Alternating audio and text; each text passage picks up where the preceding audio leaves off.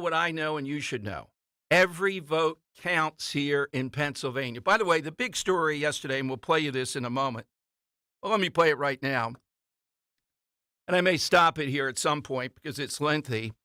But this is the NBC big national poll yesterday. It's Cut 9. And Kornacki, who is the guru, I mean, I like him. I think he does a good job with polling, says this is a big one because what it indicates is nationally in the NBC poll that Trump's ahead. And you say, why does that matter? Well, it doesn't matter. It's the swing states. But it matters because it's an indicator. How is it possible for Trump to be ahead when we're overwhelmed by California, New York, Illinois, all these big liberal citadels? So if he is ahead or tied or relatively close, what does that tell you is going to happen in the swing states? Here's how they unveiled it on Meet the Press. Boy, this is a big one. Yeah, Kristen, the numbers say it. It is a tie game here weeks before the election, and it's that shift. Our last poll taken in the wake of that September debate, Harris had opened up that advantage over Trump. Gone in our new poll. What goes into that? What's behind that? I think this one is revealing. This is the basic perception voters have of these candidates. Is it positive? Is it negative? Now, these are not great numbers for either one. Trump, 43 positive, 51 negative. He's 8 points underwater, you might say. But look at Harris. Exact same positive score and that negative number almost in the exact same place. And this is it. The last time we polled this question after that debate, Harris had really made up ground in this area. Look, she had a positive rating, 48 to 45. So that advantage has all in the last few weeks in our poll washed away for her. Then there's some issues, some characteristics here. These are advantages in red here that you see for Trump now versus September. On the immigration and the border, we ask voters who would be better on this. In September, Trump had a big advantage. It's gotten bigger. On inflation and the cost of living, Trump's advantage now hits double digits. And on the question of who represents change, Harris had the advantage in September. She still does, but lower. So there you go. Let's stop it there. The change part at the end. People realize, whoa, wait a minute. How's she the change agent? So this big national poll is indicative. Now, the only distressing one, and look, I traveled through, played golf yesterday in Limerick. Luke found this place. We haven't played there in years. So I took Route 73 rather than all these other twists and turns. Skip Hat Pike. And I only saw one Harris Wall sign over like the 13, 14 miles. Just one? It was in a cornfield, and it was kind of like toppled over a little bit. Just blew in there. That's it. I saw nothing. Oh, man, but the Trump Vance sign. And this is, remember, that's Montgomery County. The Trump Vance signs. National Review had a guy go through Bucks County, and he says it's overwhelming, those signs. Now, these are all indicators. They're not definitive because there's a poll out of just the 4 collar counties, and they have Harris 10 points ahead. Now, how does this happen? What the heck is going on in these collar counties? Pennsylvania would be a lock, except for places like Montgomery County, sadly, Delaware County, and Chester County a bit. Bucks County, I think Trump is going to win. And the theory is you've had people, 2 things, that have moved there from the city. They got out. They were more affluent, educated. They got out ahead of Philadelphia, but they bring the same values. That's Montgomery County. It's distressing. Or they have in their head abortion, and that's it.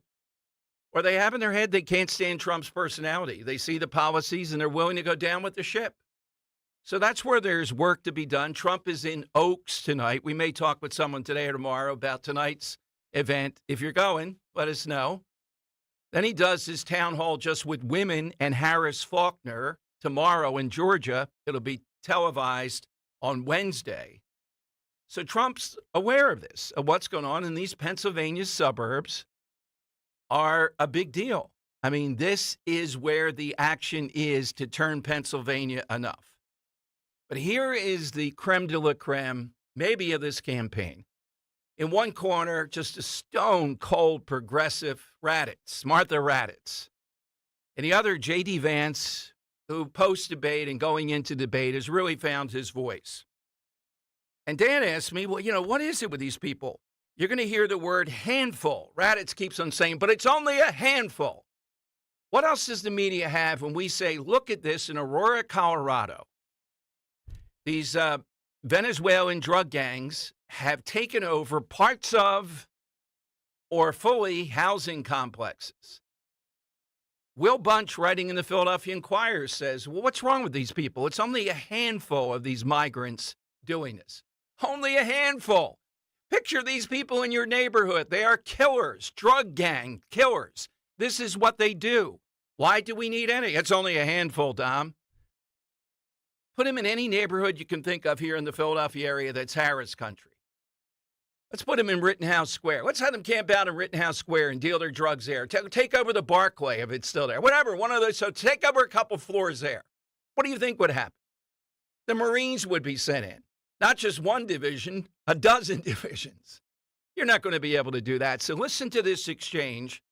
And the key word is only a handful here. Here's Vance and Martha Raddatz. The Republican mayor of the city said flatly the city and state have not been taken over or invaded or occupied by migrant gangs. So do you support Donald Trump making those claims that the Republican mayor says were grossly exaggerated and have hurt the city's identity and sense of safety? I understand what you're saying, that some people left behind, but he's making these statements that the mayor is flat out disputing. Well, Martha, you just said the mayor said they were exaggerated. Grossly that exaggerated. Means that there's got to be some. That means there's got to be some element of truth here. And of course, President Trump was actually in Aurora, Colorado, talking to people on the ground. And what we're hearing, of course, Martha, is that people are terrified by what has happened with some of these Venezuelan gangs. Senator Vance, I'm going to stop you because I know exactly what happened. I'm going to stop you. Right? Yeah. The incidents were limited to a handful of apartment complexes, and the mayor said our dedicated police officers have acted on those concerns. A handful of problems. Only, Martha, do you hear yourself? Only a handful of apartment complexes in America were taken over by Venezuelan gangs, and Donald Trump is the problem and not Kamala Harris's open border. Americans are so fed up with what's going on, and they have every right to be. And I really find this exchange, Martha, sort of interesting because you seem to be more focused with nitpicking everything that Donald Trump has said rather than acknowledging that apartment complexes in the United States of America are being taken over by violent gangs. I worry so much more about that problem than anything else here. We've got to get American communities in a safe space again. And unfortunately, when you let people in by the millions, most of whom are unvetted, most of whom you don't know who they really are, you're going to have problems like this. Kamala Harris, 94 executive orders that undid Donald Trump's successful border policies. We knew this stuff would happen. They bragged about opening the border, and now we have the consequences, and we're living with it. We can do so much better, but frankly, we're not going to do better, Martha, unless Donald Trump calls this stuff out. I'm glad that he did. Okay, let's just end that with they did not invade or take over the city, as Donald Trump said.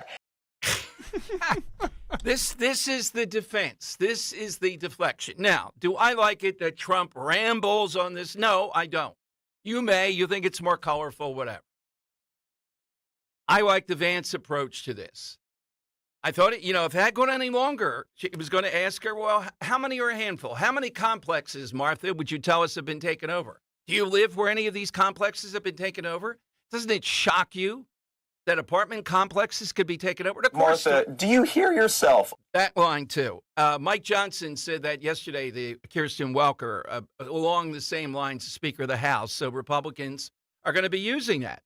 And that's exactly right when they do that. Do you hear yourself? Springfield, Ohio. Look, it wasn't smart with the eating animals when Trump rambled on with that. But the bottom line with that, Charleroi is the same thing. The Inquirer had a front page story yesterday saying immigrants were revitalizing Charleroi, Pennsylvania. Now, all of a sudden, all that's lost. That's not true. So it's better to be as specific as you can on this. But really, that's the issue, and it's only a handful. Will Bunch in the Inquirer, same language. It's only a handful. Every time we talk about shenanigans around voting, they say not significant enough to taint the election. Oh, really? I think one vote, we ought to focus in on how was that vote illegal. Same thing here. And the mayor, Republican mayor, look, this guy's trying to paper over what's going on in Aurora. He's the mayor, after all. And the police have put a stop to this. I rather doubt that. Have these people been deported? Where are they? New York Post front page today has them in migrant centers dealing drugs in New York. They would say, that's all you got? Only a handful? I want to move on to just a few women. apartment complexes, no big deal. A few apartment complexes that the mayor did not seem was invading the entire city. All right. You know, is that hyperbole? Yeah, it is. Not invading the entire city. But is that the point? Or it's what people are fearful of, that they're going to have to live under this next? That's what the point is. No American should have to live under this. We have enough criminals of our own. Not one of these people should be here. New York Times interview, J.D. Vance went on to say they thought they had him pinned down. I don't have the sound of that, I don't think. We could be deporting comfortably 1 million a year. That's a statement he made yesterday. Oh, my God.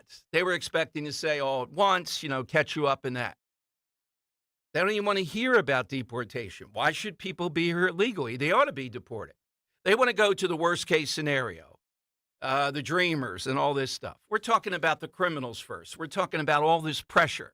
We're talking about having people self-deport. Only a handful. And that great line, do you hear yourself? Oh, man.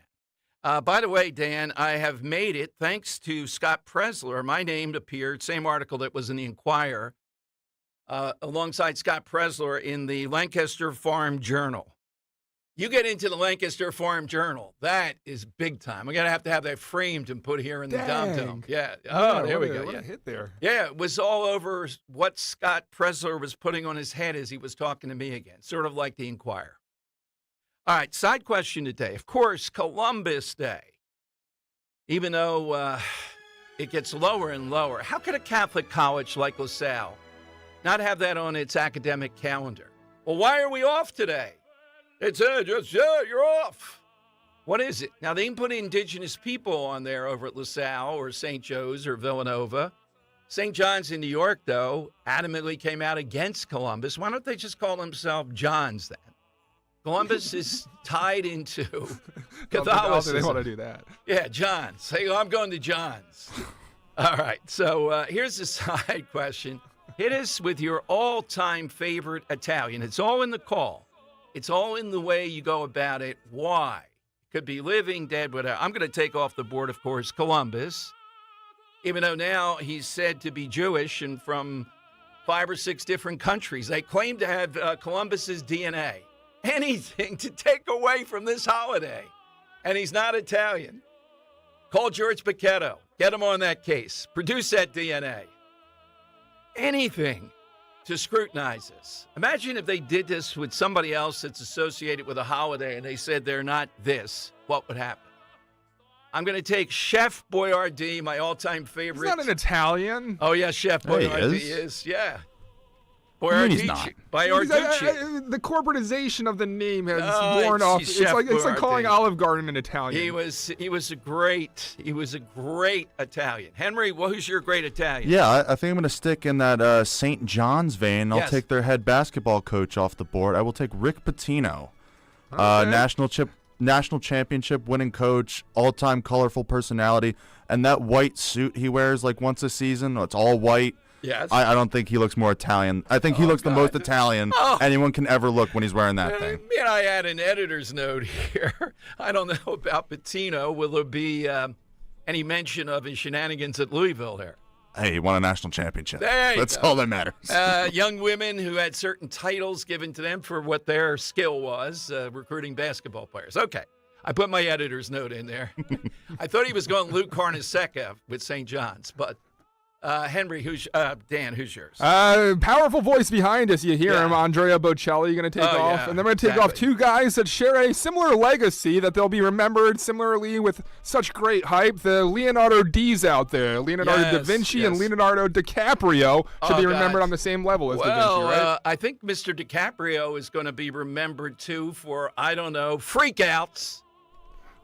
Apparently, he was touted by P. Diddy. There was an interview over the weekend as the number one party goer, meaning numbers of those parties. Really? Oh, yeah. Yikes. Well, maybe not the same kind of legacy as a Leonardo da Vinci then. All right. Thought Patino had some character issues.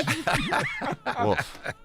All right. We'll get to a noted non-Italian on my list, a disgrace, and that would be Nick Sirianni. The guy's he's one of those disgraces. Look, I know we didn't do disgraces to Italians today. Nancy Pelosi's always going to win. I get it. But Nick Sirianni is making his name here in Philadelphia, is getting close to that list. Well, we'll get into him a little bit later. He's the type of thing that turns you off to sports, what happened over the weekend with this guy. Man, maybe this guy's going to run for office, bringing not one but three kids into a press conference. Oh, what a move. As a human shield. Not one, but three of them. This is not the truth. All right, I thought that was Paul her referring Pelosi to you might saying that she might be worse than. Yeah. Paul Pelosi, I know, gets some votes too, probably. All right. 855-839-1210. That's how you get in on all this. What a response by Vance yesterday. How beautifully played. Do you hear yourself?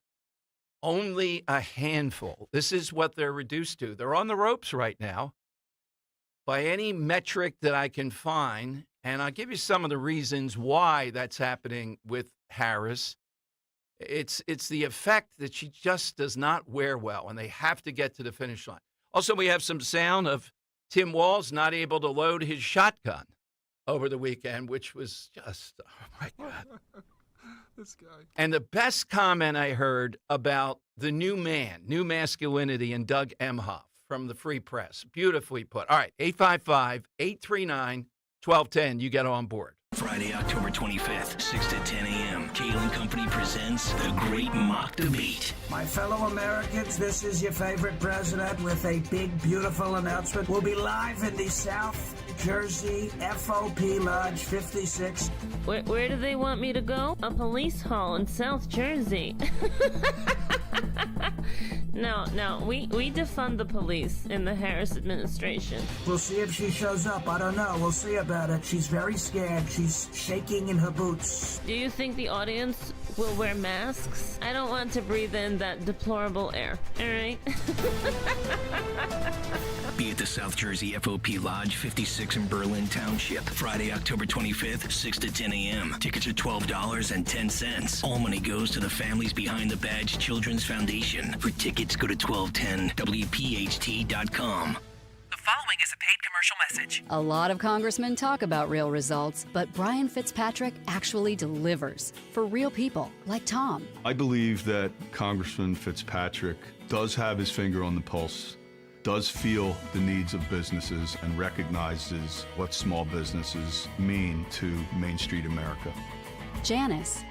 I would say 100% that I support Brian Fitzpatrick for Congress. I know that he has our interests at heart. He's just really a man of great integrity. And Pete. Congressman Fitzpatrick is very responsive, especially to veterans' needs. I can't think of any other person I'd rather see as my congressman than Brian Fitzpatrick. Delivering for Pennsylvania. That's Congressman Brian Fitzpatrick. Vote on or before Election Day, November 5th. Paid for by America's Credit Unions PAC of Credit Union National Association, Inc., americascreditunions.org, and not authorized by any candidate or candidates committee. America's Credit Unions PAC is responsible for the content of this advertising. When you need to know, depend on KYW News Radio 103.9 FM. Donald Trump campaigns in the Philly burbs for the first time in 2024. Sunday saw one of the city's biggest queer celebrations, Our Fest, in honor of National Coming Out Day. And the Sixers say star center Joel Embiid will not play the rest of the preseason as they monitor his left knee. Get the latest anytime on KYW News Radio. Now on Crystal Clear 103.9 FM. You've never needed us more. Do you have $10,000, $20,000, or $30,000 in debt? Then listen to this. You may not be required to pay it all back. I was drowning in debt. debt. I had over $36,000 in debt. If I would have just made the minimum payments, it would have taken me 59 years to pay off. Whether it's credit card, medical, or personal loan debt, National Debt Relief can help significantly reduce what you owe. In fact, debt relief payments can be 50% less than your monthly credit card payments. That's right, half as much as you're paying now. National Debt Relief reduced my debt by over $27,000. With National Debt Relief, you have a powerful team that knows how to talk to your creditors. National Debt Relief, they got me out of debt. More than 550,000 Americans have used National Debt Relief to reduce their debt. Call 800-649-6464 to see if you qualify to settle your debt for a fraction of what you owe. 800-649-6464. That's 800-649-6464. Hey, Warminster, we know your favorite station is WPHT. Tell your smart speaker to play 1210 WPHT.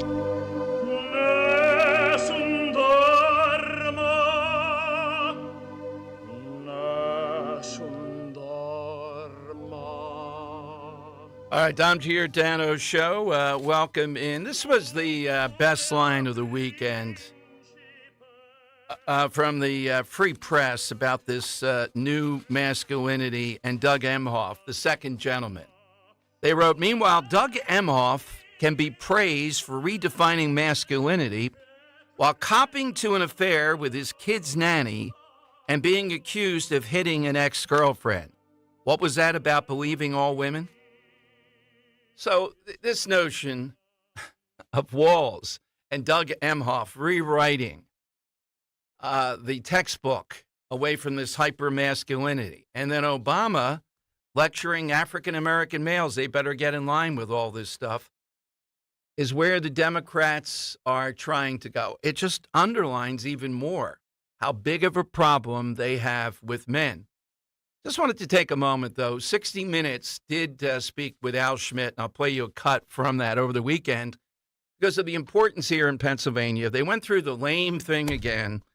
We can't open the ballots until Election Day. We know all this, but we have poured millions of dollars, heightened scrutiny, new machinery, new ways of doing things into this. So why do they keep this point of emphasis? As I said, the point of emphasis, look, 24 hours seems to be reasonable. That's not where it came down. Then Tom Corbett surfaces from Hilton Head, South Carolina, and he's back. You talk about just a disaster as a governor, the Republican establishment, and he just crawls with anti-Trump stuff. This is what 60 Minutes brought to Pennsylvania, making you believe they're tired. Here's Al Schmidt, though. He didn't say this the other day, but he talked about the fact that this is where the trouble starts, when it takes so long to count the votes. Cut 17. That window of time between the polls closing and races being called, I think has shown to be a real vulnerability, where people seeking to undermine confidence in those results, if they're going to lose, have really exploited. Those 4 days allowed the big lie to take off. And that's when you start hearing about truckloads of ballots. And that's when you start hearing about, zombie voters. And that's when all this other stuff really starts pouring in. There have been widespread calls to bring Pennsylvania in line with the majority of other states, where election workers get a head start on opening envelopes and flattening ballots ahead of Election Day. Why hasn't that changed? You've had 4 years, Pennsylvania. Pennsylvania is unique in that we have a divided legislature. We have a Democratic House and a Republican Senate. So getting anything done related to election reform has certainly been a challenge. The message is what? Be patient with Pennsylvania? The message is, please be patient. Our counties are working night and day to count their voters' votes. They're doing so as quickly as they can and with integrity. All right, here's why we don't do it. Now, I'm in this camp. Maybe I'm the minority. Here's why we don't open them up. Liz Breed-Havey said this a long time ago to me, the woman that ran Montgomery County, big state, Republican operative now. You let them start doing that in places like Montgomery County and Philadelphia. They're going to go to their buddies in the media, exclusive sources, and they're going to say, we are just killing them in the mail-in ballot. We are overwhelming them. You know what the message is? Why show up and vote? That's what they want to do. So my message is, no, we're not going to open them. It's 7 a.m. that morning. You're supposed to have more teams of people, millions of dollars, better machinery, better ways of doing this. Keep counting the votes relentlessly. Stop giving us stuff it's going to take 4 or 5 days. That's unacceptable. I realize it won't be on election night, given the closeness and everything else, but 24 hours seems to be a window. And that's going to be agony because Pennsylvania is going to determine who is the next president, is going to determine everything else. I'm still not convinced, even though these are encouraging polls for Trump. If he wins in Michigan, if we're calling it that night, I will be surprised. If he loses in Georgia, I'll be surprised. I mean, I see where this is going. Georgia, with those new laws, is going to crack down on Fulton County. And Trump only lost there, on paper anyhow, with all that dispute by 13,000 votes. He's going to win Georgia. And I really believe he's going to win Arizona. And North Carolina, I'd be shocked if he doesn't win after everything. So it lines up. It comes back to Pennsylvania. But over the weekend, J.D. Vance showed his value. That was almost Gingrich, the handful. He added a new line. Sure, I'll answer that. But do you hear yourself? Do you hear what you've just said? Martha, do you hear yourself? I love that drop. Yeah. And he says her first name, too. I would have just blurted out, do you hear yourself? Martha, do you hear yourself? Saying Martha was very good there. Yeah.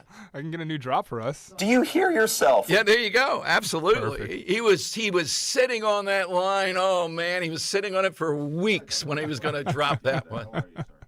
And Will Bunch, Will, do you hear yourself, what you're writing? He writes the same thing in the Inquirer today. We're only dealing with a handful of people taking over apartment complexes. Kristen, listen to your question. That's it. Yeah, that's. I told you, Mike Johnson. I noticed the same thing. Little. Listen to your question. Kristen, listen to your question. Do you hear yourself? We got it. Let me go to Frank in Willow Grove. Frank, good afternoon. Go right ahead. Hi, Dom.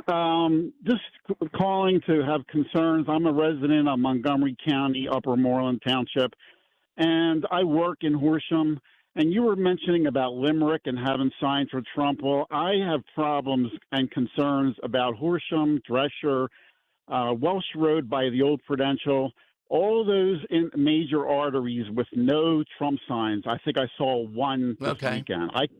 I've been calling the Montgomery County GOP office 2 times and been told that there's no Trump Vance signs and they're on order. And I'm going, what? Like, what's going on? Yeah, we have no signs. That's malpractice. You know? That's malpractice on their part. I mean, this is the most visible sign. Look, we'll turn up the heat and say, well, somebody ought to drive over there and get them then. Yeah, exactly. I wrote on Twitter to even David Winkler, who's supposed to be against Madeline Dean. There's no signs for David Winkler, who's running against Madeline Dean. Frank, I got you. We're on it. Thank you, Frank. So, come on. Was it Christian, right? The guy's first name over there. Tom DeBello, our guy. Come on, Tom. Somebody will tell you we're calling you out. Why no signs there? No Trump Vance signs. These may have been, people themselves, not the organization. But I'm telling you, Route 73, you head toward, I started in Bethlehem Pike all the way up 15 miles where the golf course is. It was inundated. It was a great show. Only one Harris Wall sign there. So let's get some over in that area. Well, they're on order. I don't drive somewhere and get them. Send someone there and get them. Tell the Trump people, bring him tonight when he comes to Oaks. Okay, coming up, we're going to talk with Dr. Stanley Goldfarb. Dr. Stanley is the chairman of Do No Harm, a Philly guy. And he's on with us because we had this story last week, this news conference with Republicans in Harrisburg and others, laying out how much in tax dollars we're spending for god-awful surgeries on minors, a lot of them, sadly, Children's Hospital. Broad and Liberty, great publication, talks about what's going on over at Children's Hospital of Philadelphia. You know how I used to think of the place, but any place that allows this to go on, I don't think that way anymore. We'll get his details. Tax dollars going into this. That's next here on Talk Radio 1210. With natural disasters, 2 wars, and over 20 million non-residents adding additional stress on our economy, this year's election may determine the fate of your retirement portfolio. Stephen Ridgey, Burlington Township, New Jersey. Government spending has to be paid for somehow, and they are going to be looking at any sort of tax that they could possibly do. When they start raising taxes on gains in the stock market that you haven't even realized yet, who knows how much money they want. The interest that I've made with Crash Proof is tax deferred. It doesn't get taxed, and this year with the Crash Proof retirement system, I've earned 7% interest, and it's compounded interest. There are no fees. I haven't had to shell out 1 penny of my own money. With Crash Proof retirement, I'm election proof. I'm in total control of my money. Schedule an appointment or register for our next event at Spring Mill Country Club on October 16th, 800-722-9728 or crashproofretirement.com. Weather sponsored by Morgan & Morgan. I'm John Morgan of Morgan & Morgan. We recently received a call from an injured person. The insurance company had offered them $11,000. We took the case over and got more than $2 million in court. Morgan & Morgan. Visit forthepeople.com for an office near you. We'll get down into the low 50s overnight. Clear conditions. Mostly sunny tomorrow, high 77. We'll stay on the warm side for Sunday, high 80 and mostly sunny. Monday, 65 will be our high, partly cloudy. And Tuesday, much cooler, high 58, mostly sunny. When you're hiring for your business, ZipRecruiter's powerful matching technology makes finding qualified candidates for your job easy. This made us wonder, what if the rest of the world was as easy as ZipRecruiter? Math problems wouldn't be so problematic. K equals 42. Escape rooms? Elementary. And summiting Everest would be a walk in the park. In the meantime, if you want to make your hiring easier, use ZipRecruiter. And right now you can try it for free at ZipRecruiter.com/free. In fact, 4 out of 5 employers who post on ZipRecruiter get a quality candidate within the first day. Simple. So, see what the world is like when ZipRecruiter does the hard work of hiring for you. Just go to ZipRecruiter.com/free to try ZipRecruiter for free. Once again, that's ZipRecruiter.com/free. ZipRecruiter.com/free. The leaves are changing color, the air is crisp, and it's the perfect time to fall into savings on a luxurious new Volvo from Cherry Hill Volvo. Take advantage of these incredible offers. A 2025 XC40 for only $435 per month on a 36-month lease. A 2024 C40 for only $329 per month on a 36-month lease. Or get 3.99% financing on select new Volvos for 72 months. See store for details. Customers enjoy the stress-free and satisfactory experience Cherry Hill Volvo provides. Cherry Hill Volvo, where relationships matter. At PGW, safety is essential to delivering clean, reliable natural gas to Philadelphia homes and businesses. If you smell gas, call PGW at 215-235-1212.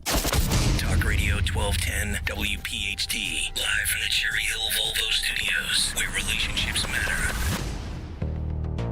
All right, Dom Giordano Show. Dr. Stanley Goldfarb is the chairman of Do No Harm, a Philly guy. I think he's been with us before. So last week in Harrisburg, Family Institute of Pennsylvania, some Republicans unveiled the connection was over $6 million over the course of time of what we as taxpayers have spent on surgeries and so-called gender-affirming care. A lot of the children's hospitals, Children's Hospital of Penn State. By the way, you know, when you see Penn State, realize how progressive the outfit is really there. It's not just the football team. And our own Children's Hospital of Philadelphia involved in this. And big money involved in it. And someday are we going to look at this like, oh, I don't know, lobotomies. We talked about that last week. Let's go to Dr. Stanley here on Talk Radio 1210. Dr. Stanley, welcome in. Thanks for joining us.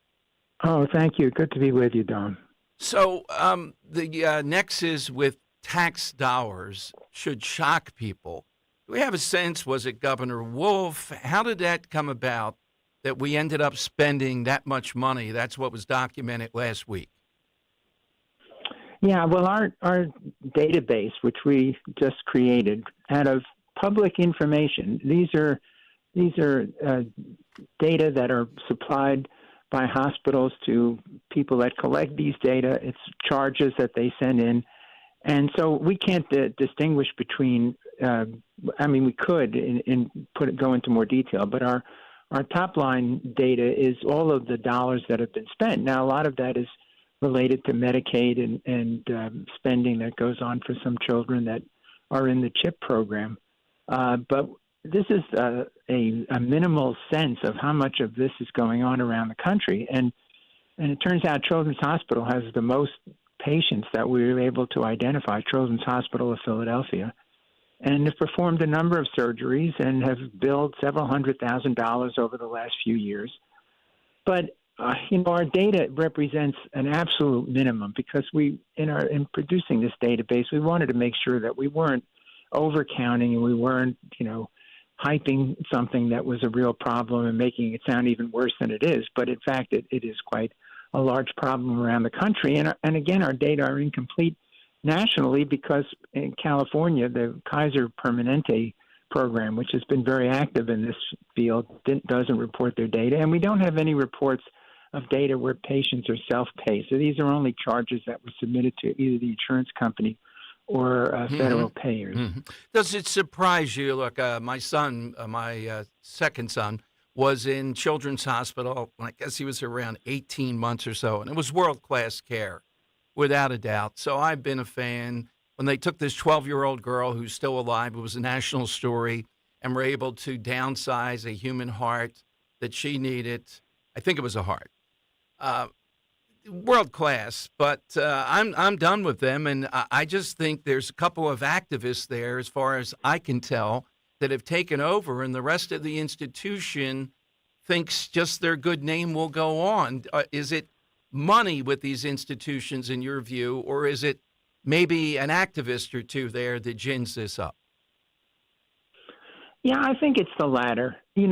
Look, Children's Hospital is a fantastic hospital. There's no question about it. If I had a young child right now, my children are grown, but and my grandchildren had serious illnesses, that's the first place I'd take them. So we need to separate out this from, the overall quality of the institution.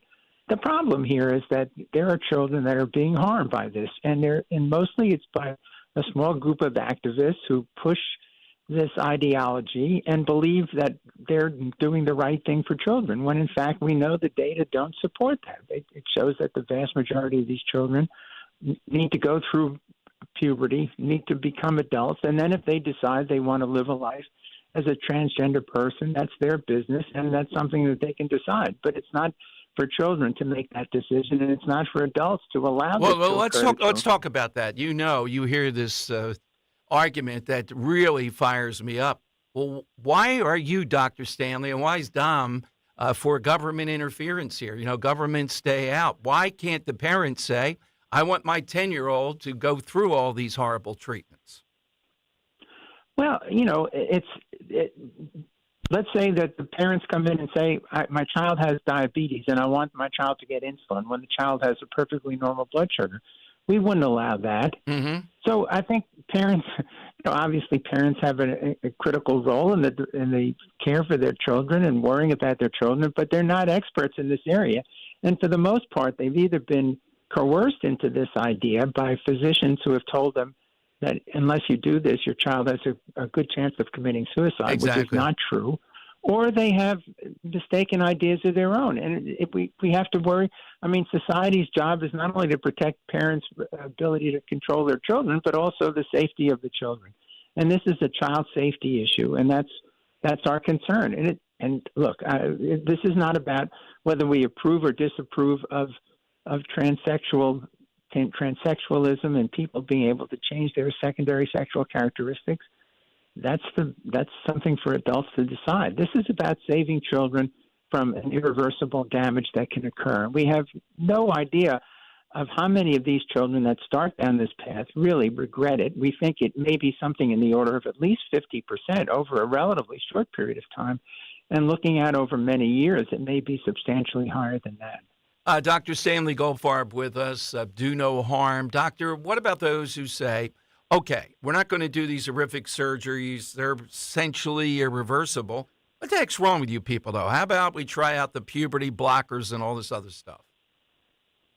Well, again, puberty blockers are not approved for this activity of blocking puberty in children that have gender dysphoria. They were used to prevent children, for example, 6 or 7 years old from starting to go through puberty, which would have been quite inappropriate for their social development.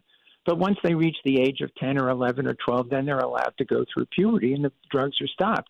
In this case, the idea is to block puberty from ever really happening and then to put the child on sex-altering hormones that allow them to look like the different sex than they were born in. We know that the vast majority of these children, again, if they're allowed to go through puberty, would be fine. And we also know that these drugs have real consequences.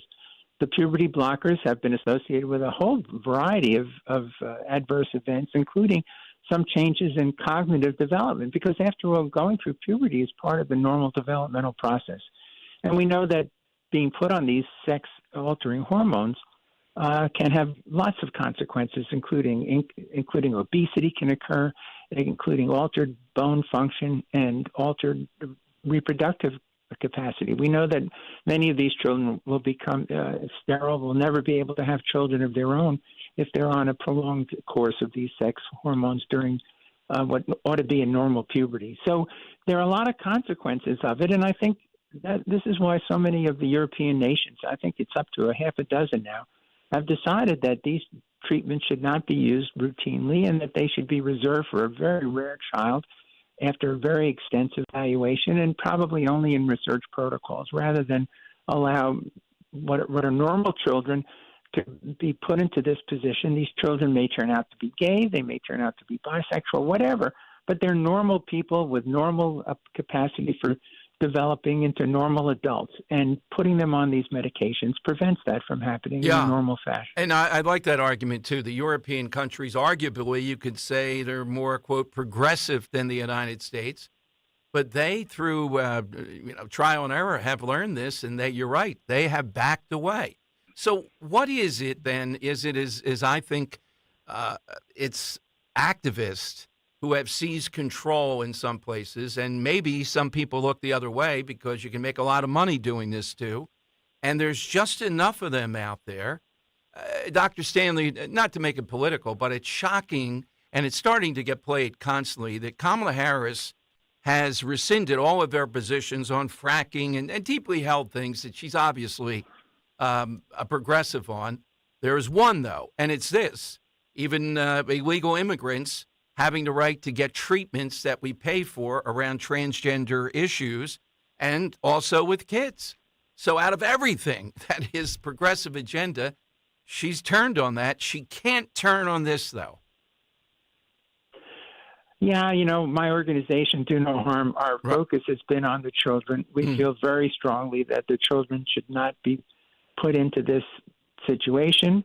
Many of these children, as I said, are gay and are being prevented from going through a normal puberty and developing as gay individuals. So this is sort of an anti-gay activity as well as being an activity. But let me slow down on that then. Well, why would these people then be against that? Because I would think, based upon their politics of this, certainly they would want to protect people, kids who feel they're gay at that point in time, reasonably.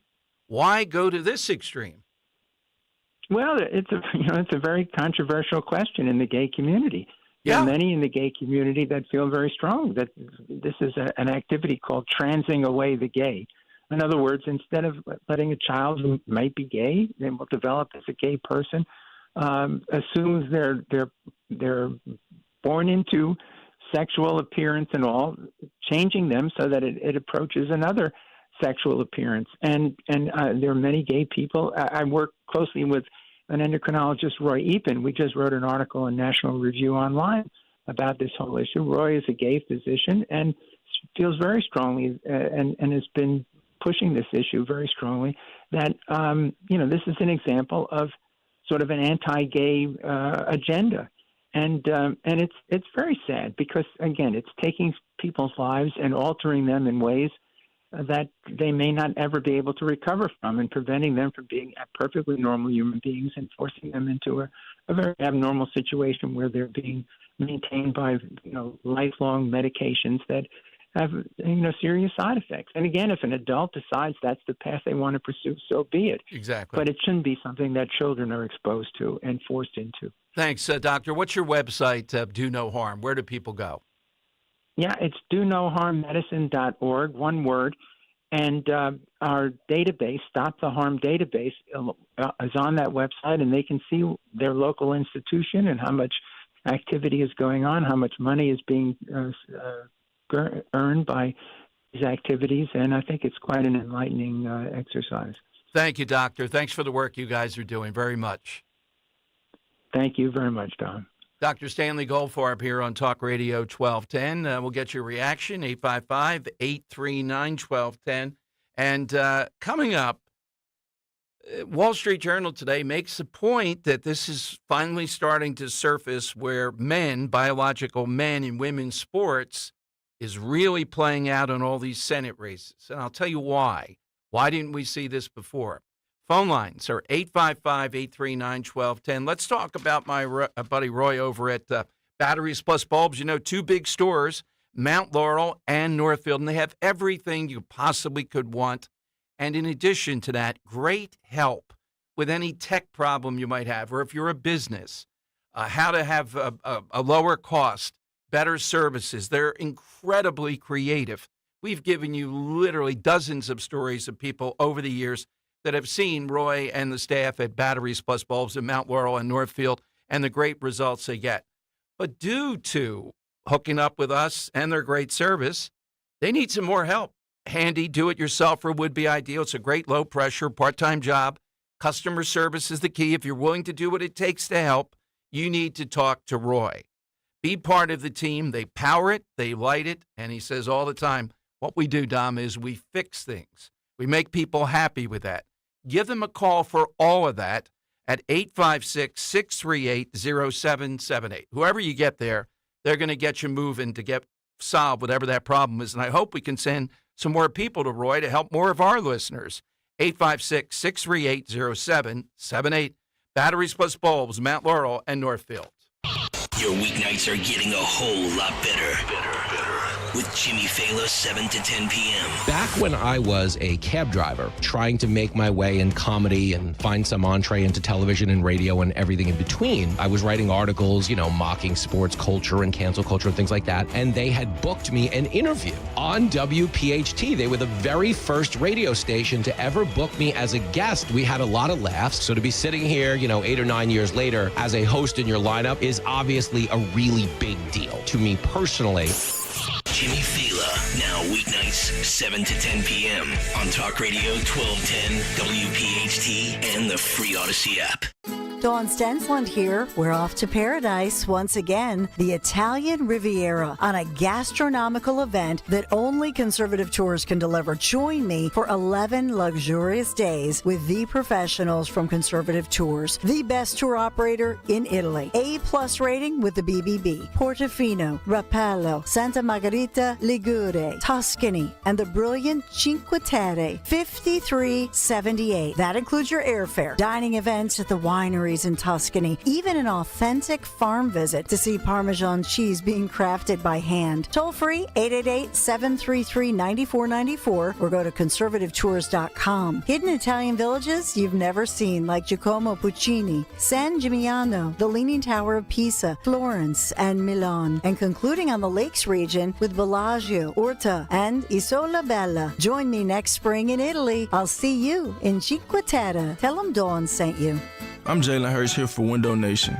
If you're looking for a window of opportunity to replace the windows in your home, now's the time. Right now at Window Nation, buy 2 windows and get 2 free. There's no limit on how much you could save. Plus, you could save big with no interest or payments for 24 months. Call Window Nation today to schedule your fast, free, in-home estimate or visit windownation.com. Don't pay more than you have to for new windows. Call 866-90-NATION or visit windownation.com. Prescriptions require an online consultation with a healthcare provider who will determine if appropriate. Restrictions apply. See website for details and important safety information. Subscription required. Price varies based on product and subscription plan. Hi, I'm Dr. Peter Stahl, board-certified urologist and senior vice president of men's sexual health at HIMSS. In my 12 years of practice as a reproductive urologist, I've helped many guys with ED, and it has never been more convenient to treat than it is right now, thanks to HIMSS. It really wasn't easy before. You had to take time out of your day, come to a physical office, and see a specialist like me in person. Now, through HIMSS.com, you can get world-class sexual health care and a full range of treatment options for ED through a 100% online process. It starts with a free assessment from a medical provider licensed in your state who can determine if ED treatment is right for you. If prescribed, your medication is shipped to you for free. So don't wait. Join the hundreds of thousands of guys who've gotten help for their ED through HIMSS.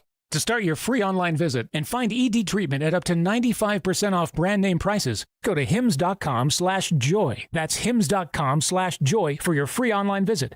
Football's in full swing. While the players are making moves on the field, you can make the ultimate move with a beautiful engagement ring from Cozy Jewelers. The holidays will be here sooner than you think, so stop into Cozy Jewelers and huddle up with Paul Cozy and pick out a custom engagement ring that will make this the most magical holiday ever. Step up to the 5th C. That's color, cut, clarity, carat, and cozy. Cozy Jewelers, located in Newtown Square, or cozyjewelers.com. Ron Jaworski, I've got to tell you, don't go with just any guy to replace your roof. Choose PJ Fitzpatrick. Why would you choose the B team when you could get the A team from PJ Fitzpatrick? Trust PJ Fitzpatrick to get your roof done right with a lifetime guarantee on materials and labor. PJ Fitzpatrick has thousands of 5-star reviews and over 40 years of experience. Visit trustpj.com today to set up a free design consultation and take advantage of the fall promotions. Free speech in Philly on Odyssey's #1 talk station. Talk Radio 1210. WPHT.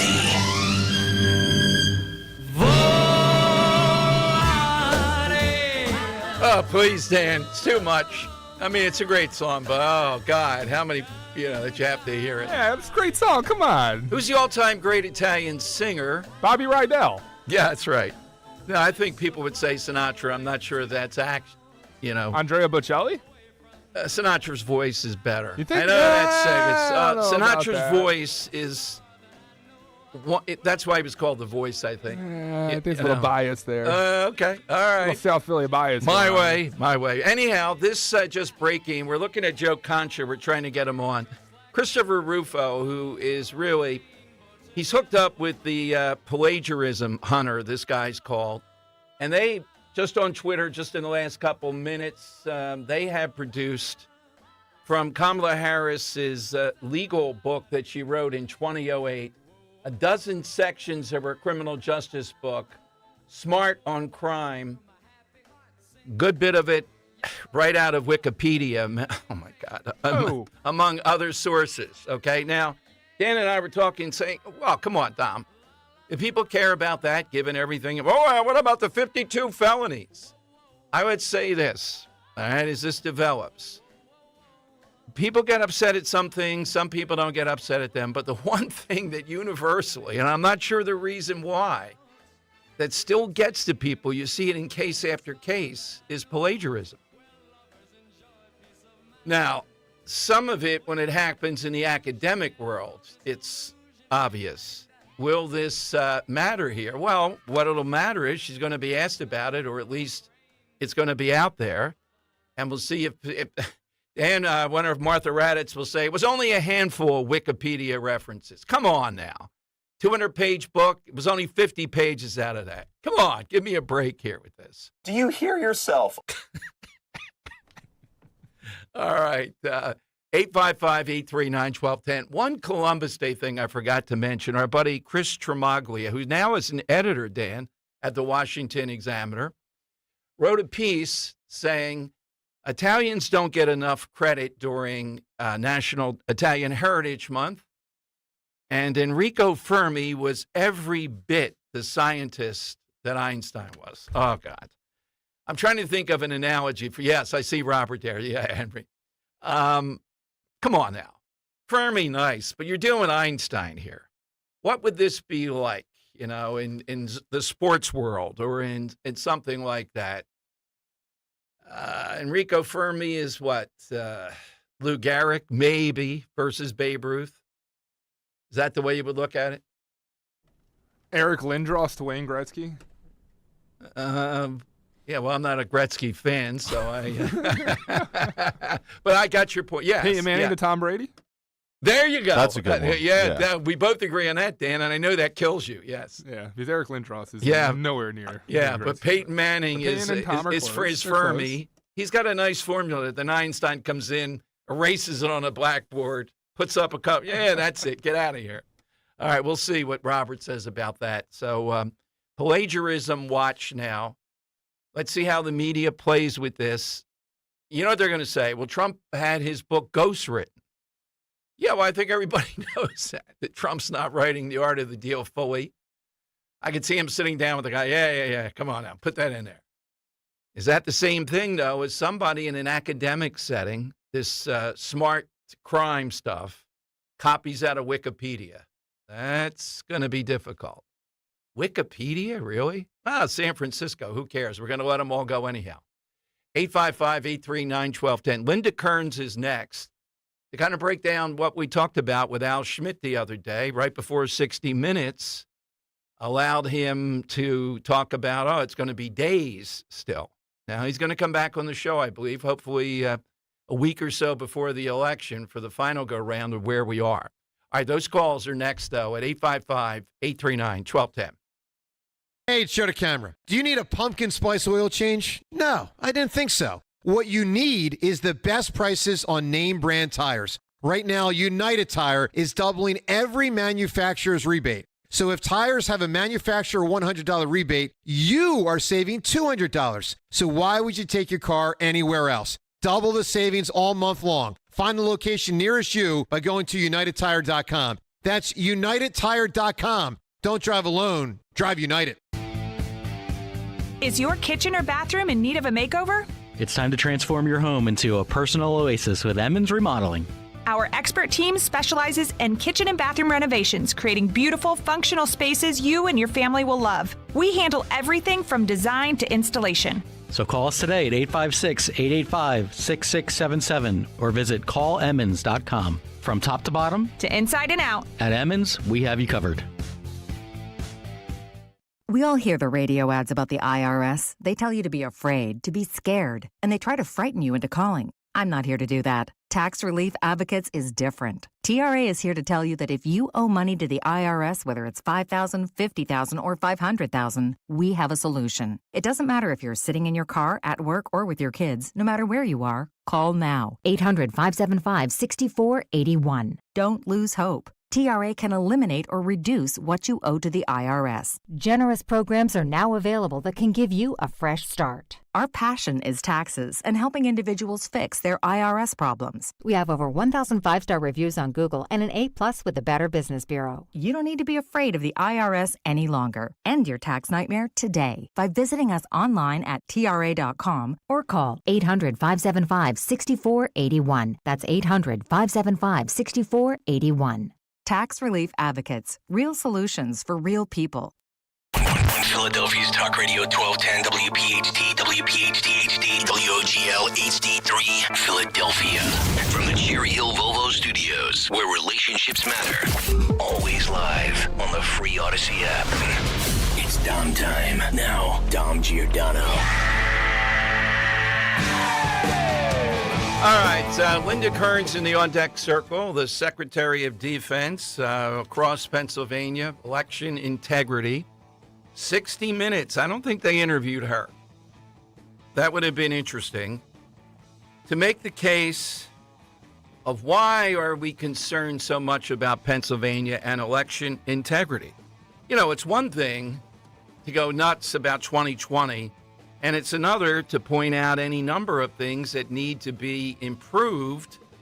It's a point I was making with Al Schmidt the other day. Hey, Al, stop setting the battlefield here that this is going to take forever to count that vote. I mean, we need to be setting reasonable expectations here about that. Also, I wasn't satisfied, as you know, with the humidity answer. You know, I think when something like this comes up, the envelope sticking, the secrecy, and all that stuff, You have to show people you're going to the ends of the earth to run down stuff like that.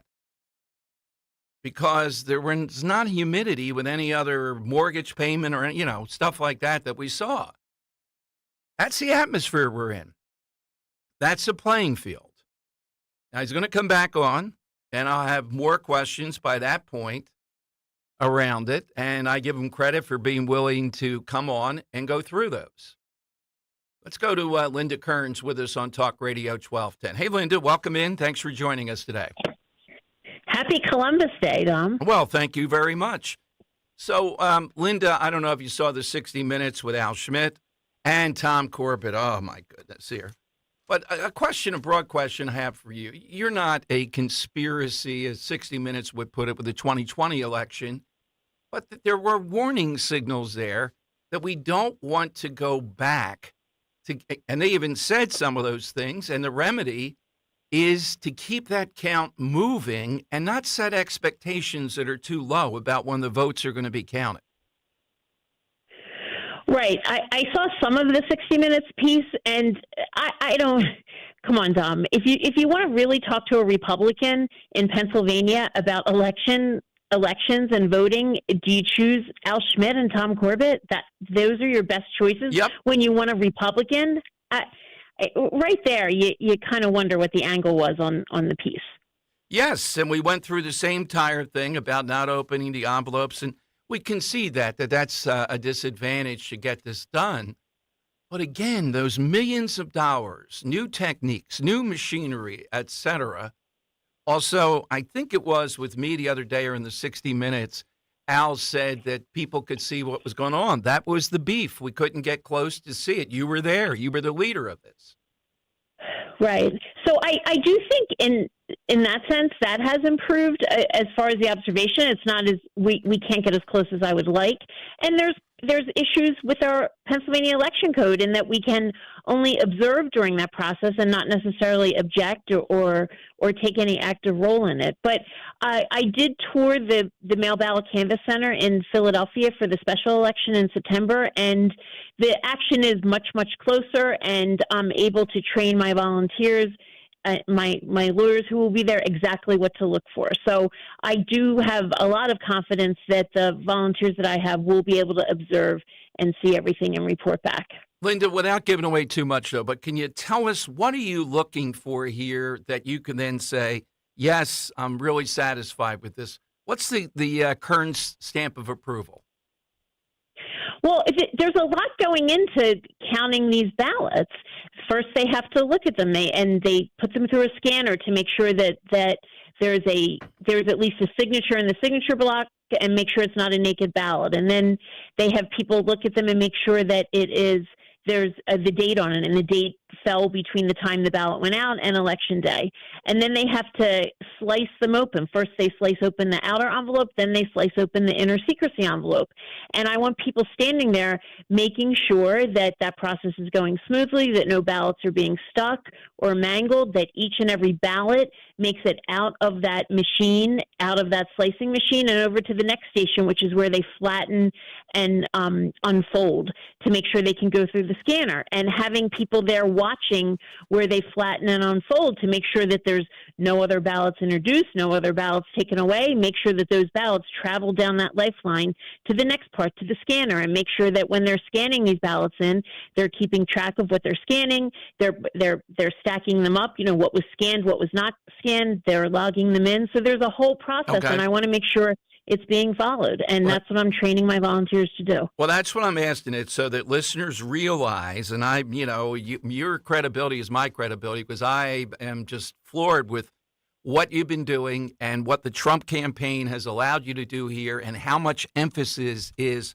on this. I worry more about Montgomery County given the message they send out. I don't even know about the legality of that Mr. Softy truck, Linda, they're sending out. I'd like to know, as several people, is it going to go to Republican areas as much as Democrat? How do we know that? Well, Dom, first of all, on the canvassing in the counties, I have the same operation in the counties. I will have people watching, observing in Montgomery County, Chester County. It's not just Philadelphia. I've trained teams to also watch there around the clock. So I'm all set to do that.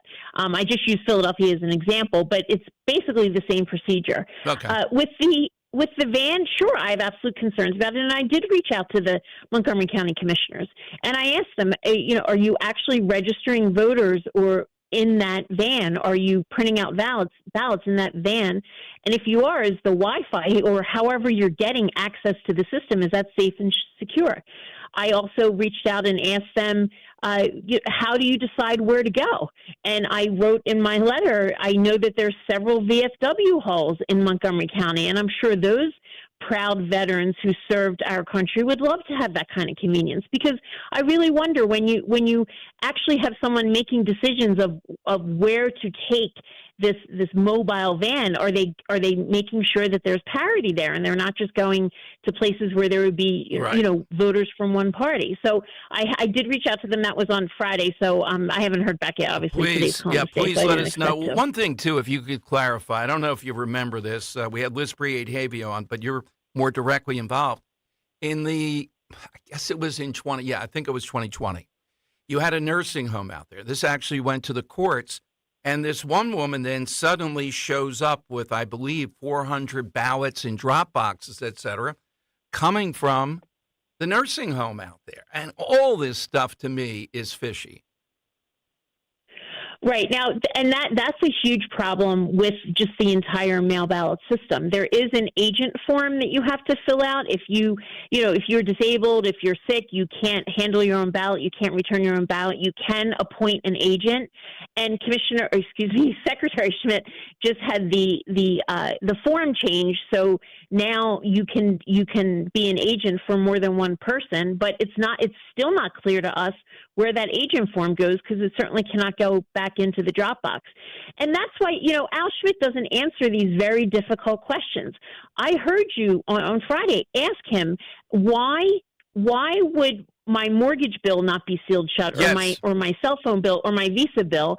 Why would that not be sealed shut, but the mail ballot envelopes were? And he said something along the lines of, well, it happens. It's humidity. That doesn't mean that someone decided to do that in Philly. Like, he gets so defensive. Why doesn't he just say, Dom, that's a great question. I don't know, and we're investigating. We're talking to the vendor. We're looking into it. But he's so defensive, and then he doesn't give us the answer, so it makes us wonder even more. Exactly. That's what I wanted to hear. And look, he gets this, Linda, but you and I are not crazy. We're saying this election, we have to do our best. We still know there are going to be various parties of one sort or another who, no matter what we do, are going to say if they lose, rigged, whatever. But on the humidity thing, well, I also asked him about the Kamala Harris thing. Now, he didn't say it was silly or anything. I thought that was a teachable moment because laws were broken there with SEPTA and getting into that. One guy sort of admitted to it. What I wanted to hear is, when we have this stuff, we're going to use it to tell people what's going to happen to them. All he said was, well, it wasn't violent. Here we go again. Right, Dom, exactly. And on the Secretary's website, he has this fact-checking section. He doesn't just have this election task force. He has a different section that's a fact-checking section that's designed to tell voters what his thought of misinformation is or what it isn't. He could have put that up on the website about the Eagles, and he chose not to. So that's another issue. How does he choose what he decides is misinformation or what's not misinformation? And it's frustrating. It's why we wonder. I mean, sometimes I think, Tom, he's almost like Kamala Harris, who answers every question with, I was raised in a middle-class family. Yeah, well. He doesn't answer the question. And he's not elected. Obviously, we don't elect him in our Secretary of State, but he's an appointed official. Our taxpayer dollars pay his salary. Answer the questions. He's coming back. He and I had a conversation afterwards, so we'll be ready to try to go another round. And Linda, something he was involved in, it just has come down. Wanted to get your expertise. A judge said, look, it is too late, and I understand this, to do anything for those that might vote for Cornel West. But he did say he looked at the tactics of the Secretary of State's office. He found them to be out of line or unconstitutional in keeping West off the ballot. But once that happened, we're in a no zone now where we can't print up new stuff, et cetera. His attorneys say, well, you got to remind people they can write in more. I think that would be the compromise. Now, I'm not sure how you could tell people that about West. You got to do something there. You can't just say, well, the clock ran out and now you can't vote for Cornel West.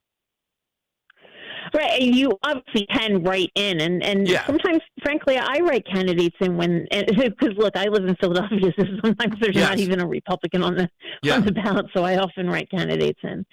But no, you're highlighting things that are incredibly frustrating. Like last night for the 60 Minutes interview, the interviewer asked him, well, if a non-citizen casts a ballot, would you be able to catch it? And his answer was, it rarely happens. That wasn't the question. That wasn't the question. And guess what, Dom? I was in the Third Circuit just a few weeks ago with my legal team at the Public Interest Legal Foundation, arguing over that very issue: non-citizens on the voter rolls in Pennsylvania, and we sued the Secretary of State's office. We're trying to get information. We won at the trial court. The Secretary of State's office appealed it. We're up in the Third Circuit. We want information on how they are maintaining these voter rolls with regards to non-citizens. So I just don't think he's being as forthright as he could be, and I think it would solve a lot of the problems. There's no reason to get so defensive. Just give us the information. That is the worst. We've been playing with that this morning. Yesterday on ABC Newsland, I don't know if you were listening, Martha Raddatz went toe-to-toe with Vance and told him it's only a handful of housing complexes that have been taken over by Venezuelan drug gangs in Aurora, Colorado. Only a handful. And here's saying rarely. What's the definition of rarely? I mean, this is going to come down to, I don't know, you are closer to it, but it's going to be under the 80,000 of the last time, I think. Could be under 50, could be 20,000 or something. That's a minuscule amount of votes we're fighting over. Right. With Tom, I don't know how much it's going to be. And I will say that interview with Senator Vance, what I thought immediately was, wow, I can't wait to represent him in his election in 2028. That was what I thought when I heard that interview, because he is just so sharp. But it may or may not come down to a lot of votes. Maybe Trump will win in a landslide. But what we need to do as voters is make sure that we vote. Either fill out your mail ballot, be careful, color in the circles appropriately with a blue or black pen. Put it back in the secrecy envelope, put the secrecy envelope back in the outer envelope, and bring it back to the election office. And if you go to the election office to pick up your ballot, I just want to tell voters it can take a little bit of time for them to assemble that packet for you and print out your sticker and everything. So it's not like you just walk in like it's a McDonald's and they just hand it to you. There is a little bit of a process to it. It takes time, but it's a very important act that you're doing, so you can expect it to take time. But all voters have to, everyone who's interested, the deadline to register is October 21st, so that's coming up soon. If you already are registered, make sure you requested your mail-in ballot or made a plan to vote on Election Day, because this election is going to be one on turnout. Absolutely. Where do we find you too, Linda? Volunteers and everything else? Yeah, I mean, we are still recruiting volunteers. ProtectTheVote.com. If you want to know about your mail ballot, go to or registering or anything like that, go to SwampTheVote.com. Those two websites, you can either volunteer or find out about your ballot, which is just that's the name of the game, and we need everybody involved. We can't leave any votes on the table. Thank you, Linda. As always, great stuff. Thank you. Thank you, Dom. Linda Kearns here on Talk Radio 1210. All right, we'll get your reactions and calls, 855-839-1210. That's how you get on board. Also, thoughts on, was this another assassin who was stopped there in California from the Trump rally? There's different elements pointing back and forth on this, but again, it underlines how much difficulty we're facing with any kind of Trump event or rally. They do have the bulletproof glass in the outdoor one now, but the other side still agitating, this is Hitler, you got to stop him. Well, you're going to get more of this stuff. 855-839-1210, grab a line.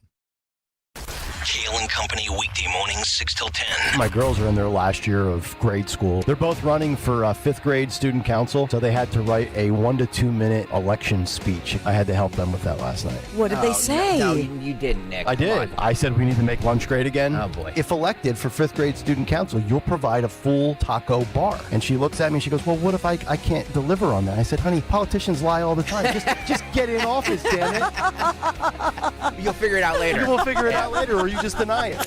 Start your day with Kale and Company, weekday mornings 6 till 10 on Talk Radio 1210, WPHT, and the free Odyssey app. This school year, get your child or grandchild the help they need to succeed. Special tutoring and custom instruction is available from METC, the Motivational Educational Tutoring Company. Now's the time to call Kathy Ganna and help your child have an outstanding year. Call the Motivational Educational Tutoring Company. For over 30 years, METC's tutoring studio, founded by educator Kathy Ganna, has helped people of all ages grow personally and academically. Call Kathy today at 215-493-4200. METC offers motivational SAT prep as well as academic skills and leadership training. Call 215-493-4200. Visit online at metc.com. Call METC's tutoring studio today at 215-493-4200 or email Kathy directly at info@metc.com. Remember, 1210 listeners receive a free 1-hour consultation. Take advantage of this opportunity to help your child get one-on-one help. Call 215-493-4200. That's 215-493-4200. Hi, it's Rich Zioli. I'm joined here today by my friend, the co-president and CEO of Cooper University Healthcare, the one and only Dr. Anthony Mazzarelli. Dr. Maz and I are here to tell you about our buddy, Dr. Mike Venaria. Not only is he my dentist, he's my family's dentist as well. And not sure if you knew this, he's Dr. Maz's dentist too. That's right, Rich. Dr. Mike Venaria is and has been my dentist also. And doctors choosing doctors, that can be quite a selective process. And not only do I go to them, but for years, my sister and my niece and my nephew, the whole family goes. Well, it's no secret. We're all delighted by the care that Dr. Mike Venaria and his award-winning team provide, and you need to check him out. Whether you're looking for pediatric, general, cosmetic, implant dentistry, you don't need to look any further. Dr. Venaria's office does everything. Dr. Venaria's office also exceeds all CDC guidelines and has always maintained the strictest infection control, like their centralized UV sterilization of airflow, which is incredibly important to me. Locations are right over the bridge in Cinnaminson and Woodbury. Your perfect smile's waiting. Call 856-786-2020 or visit venariadental.com.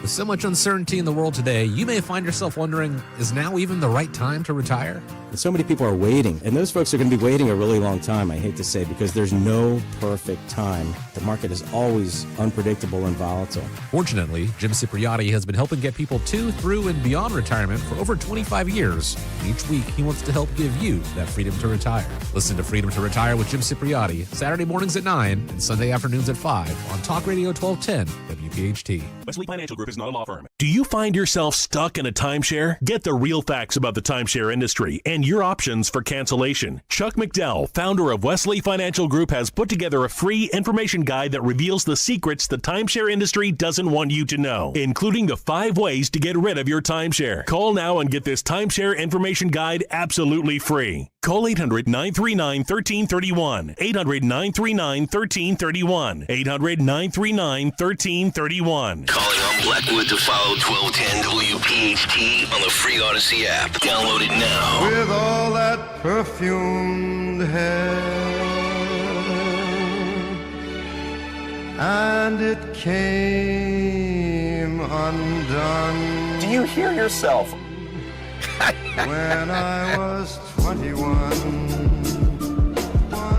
The build-up is beautiful there, but you got to play My Way coming out of a break before the end today, though. Yeah, is that a request? I'll get that for you. Hear the clarity of that voice. I know it is not as operatic and as grand as Bocelli or, Domingo or Pavarotti. Mario Lanza. I'm going to take off the board because I just saw it on Twitter, and I think Henry would be into this, Dan, as I am. Dante. Yeah. For great Italians. What's his mark of fame, would you say? The Inferno? Yeah, who are we talking about? Dante. Are we talking about the Inferno? Are we? No. Dante, the Circles of Hell. Oh. Yeah. I thought you would jump on that. No. On Bloomsburg and all that. So I was throwing you the ball versus Dan. Yeah, out in Centralia. Yeah. All right. So, Oh, yeah. Yeah. I love the circles of hell, and I forget who is in the worst circle of hell. I have to look that one up. Yeah. It starts in the beginning and goes all the way down.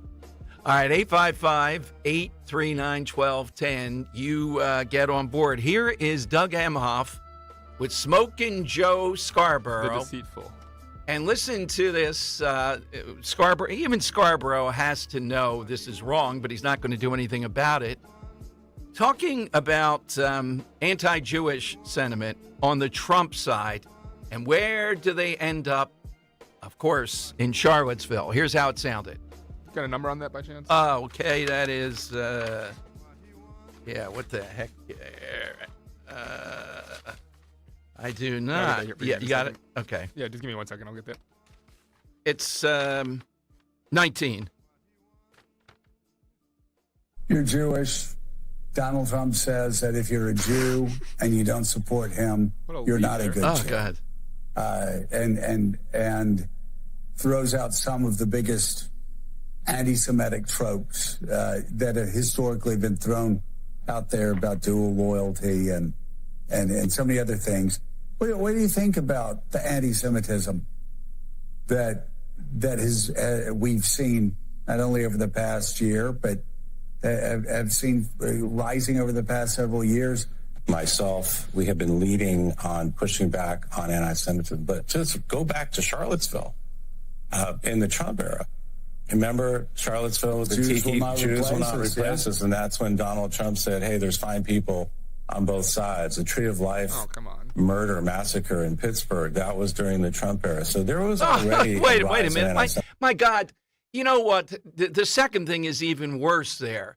How does Trump have anything to do with the Tree of Life murder? By the way, Trump wanted to give him the death penalty. Josh Shapiro said the people there didn't want that. Trump egged on the Tree of Life murder in Pittsburgh. But, of course, the Charlottesville thing. Ah, God, how many different people have to knock that out? Do you hear yourself? Thank you. That's the line. Yes, that's what J.D. Vance would be saying to Doug Emhoff and Joe Scarborough. Look, he's ignorant of this stuff. It's up to Scarborough there to correct, or at least to say, well, I'm not sure that's, oh, my God. They will not, Biden using it, he's defenseless. He doesn't know what he's doing. He's got to go to stuff like this. Here's a little bit more. Murder, massacre in Pittsburgh, that was during the Trump era. So there was already a rise in anti-Semitism when Biden and Harris took office. So as second gentleman, with a very big push from Kamala Harris, because when they got elected and I had to step away from my career, I was wondering, okay, what am I going to do with this role? And it was Kamala who said, look, you're the first Jew ever. There's a rise in anti-Semitism. You need to get out there and use your voice. And of course, since October 7th, there's been a crisis of anti-Semitism. But as what Trump said at an event purporting to fight anti-Semitism, and then to say what he said, the tropes, the bile that came out of his mouth, it is, as we say, the height of chutzpah. Yes, there's reason to be alarmed, but I always say I'm so proud to be Jewish, and I'm not going to live in fear. And this is my message to all Jews out there. All right, Dan, I heard the word voice there. Doug, where were you on that day? I think they were in the vice president. They were all there, the vice president's housing, Dan. When it came up, who are you going to tag in as VP choice? Doug, did you not say, well, Josh Shapiro is obviously. Yeah, you would think. He's obviously. Or did you say, no, I'm going to pretend I'm not Jewish here. I'm going to pretend that the mob in my party would not allow this because of their bloodthirst for Jews in Israel, Doug? How about that question? Well, it's kind of curious. Or was it strictly that he was going to upstage her? He's too good. This is going to be, Dan, I already have the column written. And whenever the final vote comes down, I've told the editors I'll have it there within 30 seconds. I just have to finish off the last part. I was right. Meaning, this is going to be extraordinarily close. And if Josh Shapiro were the VP, you're stupid not to think we would have an uphill battle here. You're just stupid. You don't want to win. But Walz, Here's a little bit of Walls over the weekend. I think we have the sound of it. I've been watching the video. Yes. Cut 11. Here is Tim Walls struggling to load his shotgun in front of reporters. And it never fits quite right. Never fits quite right. Just not quite right. How do you give it back? Governor, what kind of gun is it? This was a Beretta A400. I bought it when I was shooting a lot of trap because it has a kind of their patented thing, a kickoff. So when you get old, it doesn't hurt your shoulder as much. All right, having a lot of trouble loading that. People are starting to think maybe that's not exactly what this guy's been doing. Did a good job reading that brochure, though. Oh, yeah. There's all the background information about the gun somehow. It doesn't know how to load the damn thing. And I was looking. He did keep the gun pointed upright, though. I was looking, oh, man, there's reporters around here. We don't want any funny business here. All right, let's go to Robert in Ben Salem. He's in on Talk Radio 1210. Hey, Robert.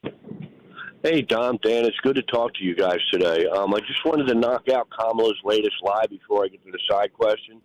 She said on an interview that almost everybody who died of COVID were non-vaxxed. And from June of 2023 to May of 2024, 58% of all COVID deaths were vaxxed and boosted. That's according to the CDC and studies by Johns Hopkins. You know what? We're marking that down, Robert, because I wouldn't have guessed that either. I'd have to say most were unvaxxed at a certain. That's over the course of the disease, you're saying? No, well, early on, that's always the case. But once herd immunity is achieved, most people are okay. But the people who took the vax are going to be kind of dependent on it. I'm not slamming that because a lot of them are older and they need it, but it's more of a therapeutic. But my side question, and I'm looking at the radio saying, "You're killing me, Dom." It was Enrico Fermi. That's good, a good one. We just wanted to have some fun with you with that. Oh no, that's okay. I'm all about that. Oppenheimer may have been the father of the atomic bomb, but Enrico Fermi was the father of the atomic age. He invented the first artificial nuclear reactor, and he brought on the peaceful means of using radiation, and I think he should be given a lot of credit for that. Yeah. He was part of the Manhattan Project, and he won a Nobel Prize in '38, but he was a very accomplished guy, man. Oh, no, without a doubt. I was just saying our buddy, this Chris Tremaglia, Robert, was putting him in the league and saying he's the equal of Einstein, and I get kind of, you know what that's like? You know what that's like if you said, who was the greatest center fielder of all time, taking everything into account? I've seen some Italian guys say DiMaggio, and I guess you could make a wild case about that. Then if you're in a bar in South Philly, who was the second greatest, and they say Dom DiMaggio. All right, come on now. We've gone too far. If the question is greatest Italian, who cares about Einstein? Well, yes. He can be the greatest German. Yeah. Whatever. Okay. Enrico Fermi, definitely in there, though. I appreciate it. You guys have a great day, okay? Yeah, thanks very much. I was just reacting to make his case to say he's Einstein, I think, is 855-839-1210. Jump on board. Let me know. You've got several people on yard signs here. Where you've been, what you've seen. I was just headed up 73 yesterday from Bethlehem Pike toward Limerick. Great course there, by the way. So, Dan, you know that, and Luke's much better at this. Oh, yeah, Luke's much better at this than I am. We couldn't find the usual people we usually play with, so they put people in with you. And it's fine, usually, as long as they're not really good. Then it's a little bit... Or really slow.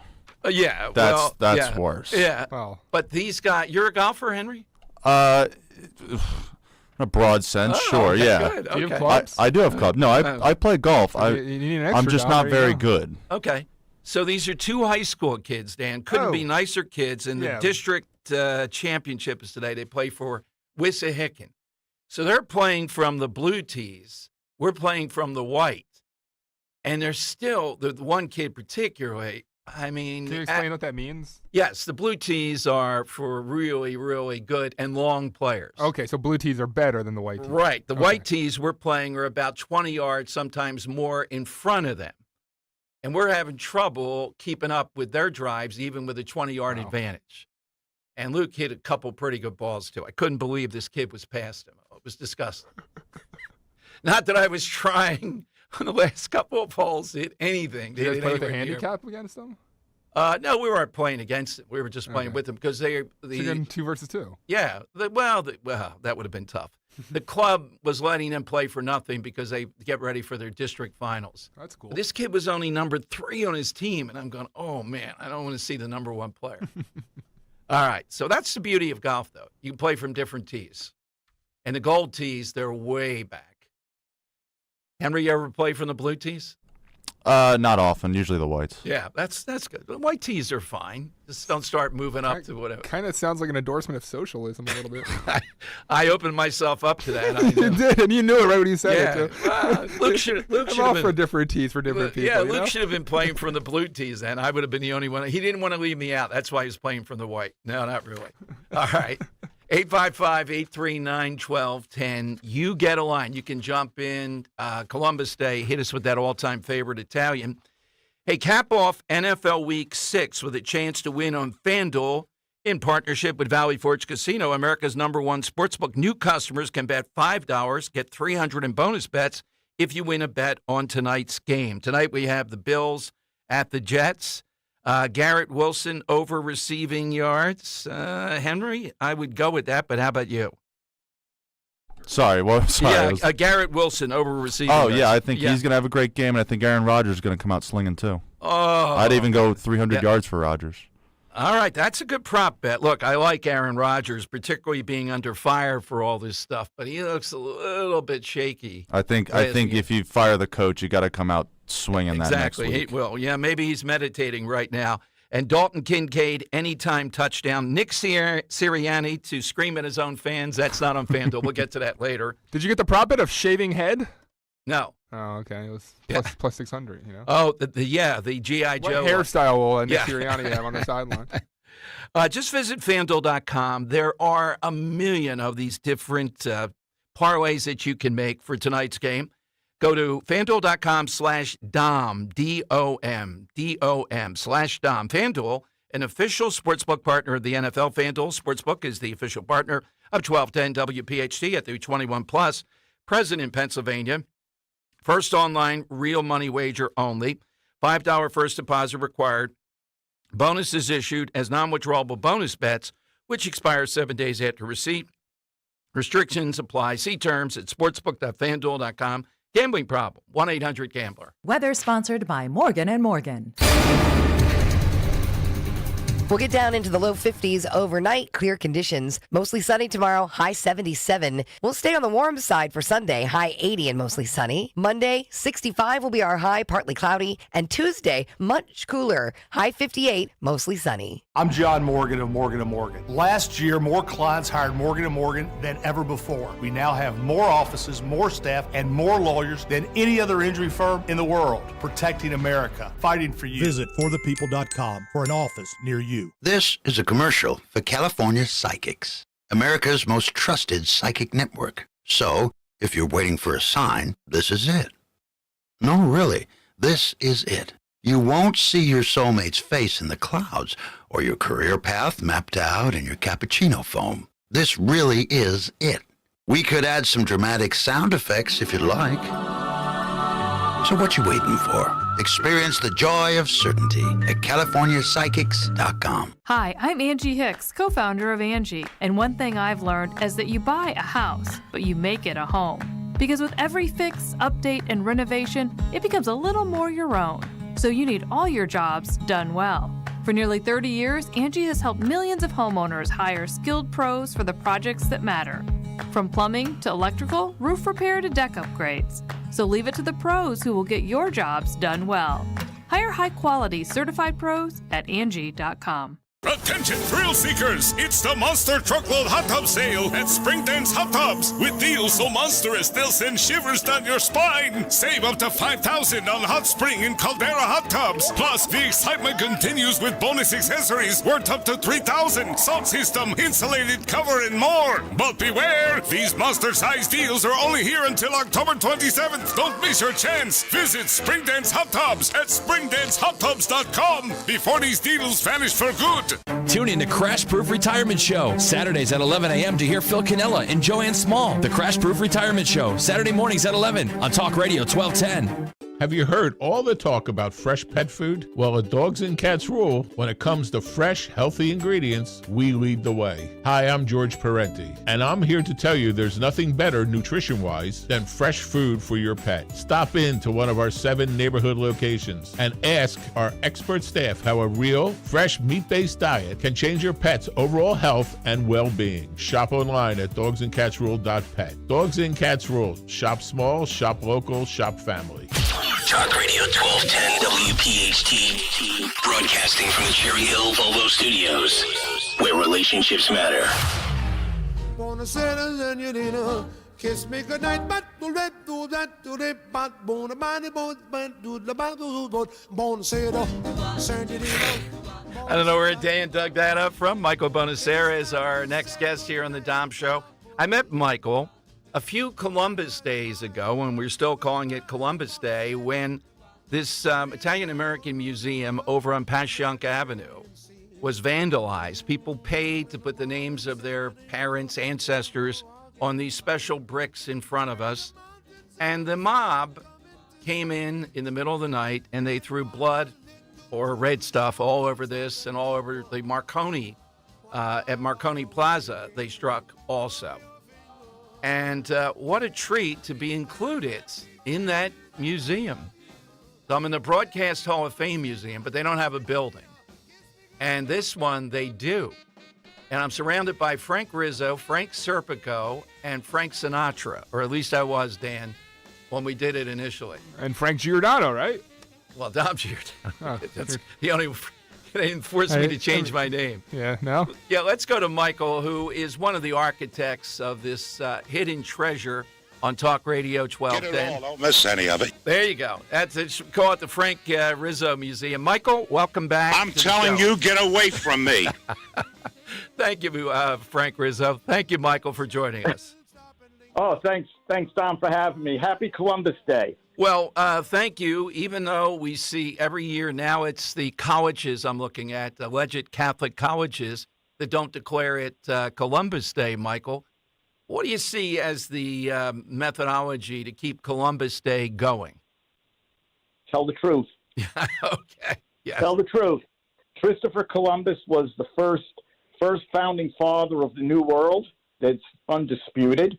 He is also the first civil rights activist of the New World. You know that Columbus actually adopted a Townau Indian chief's son when the chief died in a bitter battle between warring tribes. And he adopted this young Indian, and brought him up as his own son. They don't want to talk about that when they talk about the horrors of what Columbus supposedly did. But the truth is, he was a good man. And if he was so miserable of a person as he's brought out to, why would the king and queen send him on a fourth voyage? He was brought up on charges and then send him on a fourth voyage. I mean, how does that work, right? Yeah, that's why Keith Oberman, I forgot to do it this year on Twitter, Michael. I have to do it this afternoon. I put up there that Columbus was, without a doubt, braver than even people shot into space when you're gone off when the world is supposed to be flat. And that sets Oberman off. The museum is the History of Italian Immigration Museum on East Passyunk Avenue, right there in the heart of South Philly. Michael, I wanted to ask you this, too. The contention with the statue, et cetera, has raised a point here. That's why we play Frank Rizzo. That historically, Italians... Let me tell you something. Because of the numbers, because of people like Rizzo, they were, a power in Philadelphia. Now, we don't see that. And the allegation was that Jim Kenney, the former mayor, was even anti-Italian. You've lived in Philadelphia, moved away a little bit, but your sense of what is it that's happened here where this group that was a rising group, did they move to the suburbs? The Italians, you mean? Yeah. No, I think we are, the Italian community is infiltrated throughout not only the United States, but really throughout the world.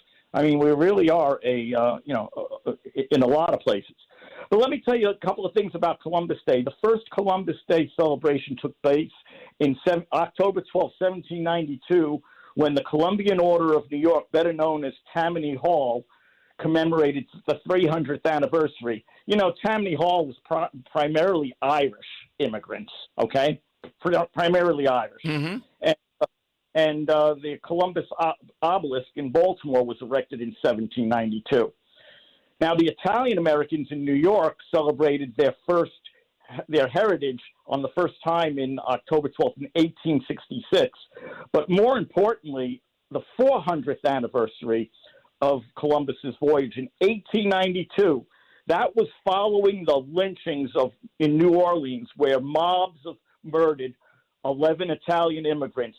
These are innocent immigrants. They were lynched because some police official was murdered, and they just rounded up every Italian they could find, and they went to trial, and these people were all innocent. But a mobs of about 1,000 people or whatever had lynched them. And it was at that 400th anniversary of Columbus's voyage when our president, Benjamin Harrison, declared Columbus Day a national celebration. And he did that proclamation as part of that wider effort after this lynching incident to placate the Italian Americans and ease diplomatic tensions with Italy. So, you know, it's no good to rewrite history when this is what history was all about. Absolutely. Yeah. Now, I've been to the museum many times, too, and I would tell listeners, first, we'll get a website in a moment, Michael, that you will be amazed at the localization of the Italian Americans coming to Philadelphia, the Philadelphia area, and just the quirky stuff that you have in there that is just historical, entertaining, etc. And then your Hall of Fame that you have there that I'm honored to be in. As I said, you put me between the Franks there to be well protected given the hostile times. So where do they go to see all the details on the History of Italian Immigration Museum on East Passyunk? StillItaliaInternational.org. We do have that location, and you can reach us there. You know, you say about some of the interesting things. You know, that exhibit that you were discussing where you're at. You know, that's the American Dreams section. So we have the history of Italian immigration, the blood, sweat, and tears that the immigrants, the Italian immigrants, had suffered and persevered in a new country, a great world, a great United States, and persevered so that their children could have a better life. Now that's not that is not an Italian-only story. I mean, you can look at the Irish, you can look at any immigrant group. If they're coming here in earnest to live the American dream, as we call it, to make a better life for their family and for future generations, this museum touches most immigrants that have come to the United States. So we have a lot of commonality here. Absolutely, Michael. It is a great spot that's not publicized enough, and you are one of the architects of it. So I salute you. Hope to see you again very soon. Happy Columbus Day, Michael. Thanks for joining us. Yes, happy Columbus Day, Dom. And to all the listening audience, please come visit our museum. There's a lot of neat stories to tell. The history of Italian immigration right there in East Passyunk. Great restaurants all the way around, too. Dan, you had a question, too, that yeah, maybe you know it. When did Italians flee to the suburbs? Yeah. Washington Township is a perfect example. It's Little Italy. It's huge. And Henry was saying Conshohocken, there's a lot of Italians. Yeah, that's where my Italian ancestors were raised. Okay, yeah, exactly. Was there a pivotal moment that you remember that Italians started leaving South Philly, or is it just over time? Yeah, it's just over time. Yeah. South Philly is still sections there, Girard Estates and all, they're heavily Italian. And I might add Trump country. I also put up another question. I don't know if you know this, but what is the industry that initially drew Italian immigrants to Philadelphia? Were they working the docks like they were in The Wire and the they got off. There's a lot there. here with the docks, but I don't think that was more Polish, Irish. They just came to Philadelphia, and a lot of them were in the masonry, bricklaying, Gotcha. Those type trades, of things. Yeah, trades. with a lot of discrimination. But now the only Italian I can tell you that's a political power is Mark Squilla. That's it. Yeah. So I'm not sure what happened. You're going to have here. a hell of a story on that one. Yeah, there's nobody like that. That was the big rise. That's why Rizzo was so important. All right, it's Dan time, a special Dan time today. 855-839-1210. You get on board. Let's talk about Dr. Bentz here for a moment.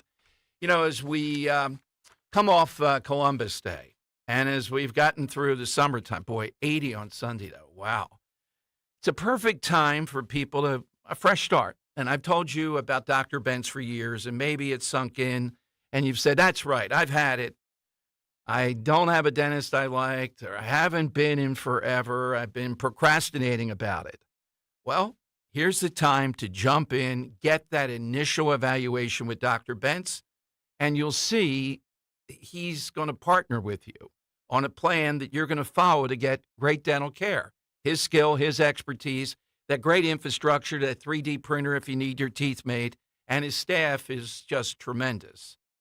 But you also see that he wants to hear from you, the things you do and don't do. I've told you a simple thing. I never was a fan of the electric toothbrush. I know that seems crazy, but I did it because of him and a few times there. All right, I can't get it. It works beautifully. And when it comes to more extensive care, you should know that Dr. Bentz, well, this is the place where other dentists send cases they don't feel they can handle. He can. And if you have any fear about the dentist, that's another specialty. That's an area they take a lot of time with you to reassure you and to get going on it with great results. Get that initial appointment, 610-272-6949. 610-272-6949. Hey, did you hear? Wawa has classic hoagies for just $6. Any classic hoagie? Yeah, any classic hoagie. What about the cheesesteak? $6. Meatball? $6. What about the Italian hoagie? It's $6 for a classic. I shouldn't even have to ask, but what do you want for lunch? Hoagies at Wawa, of course. Right now, get any Wawa Classic Hoagie for $6. Gotta have a Wawa. Medicare is making important changes in 2025. Independence Blue Cross can help. Our Medicare Advantage plans include premiums as low as $0, dental, vision, hearing, and prescription drug coverage. The deadline to enroll is December 7th. Visit ibxmedicare.com/radio.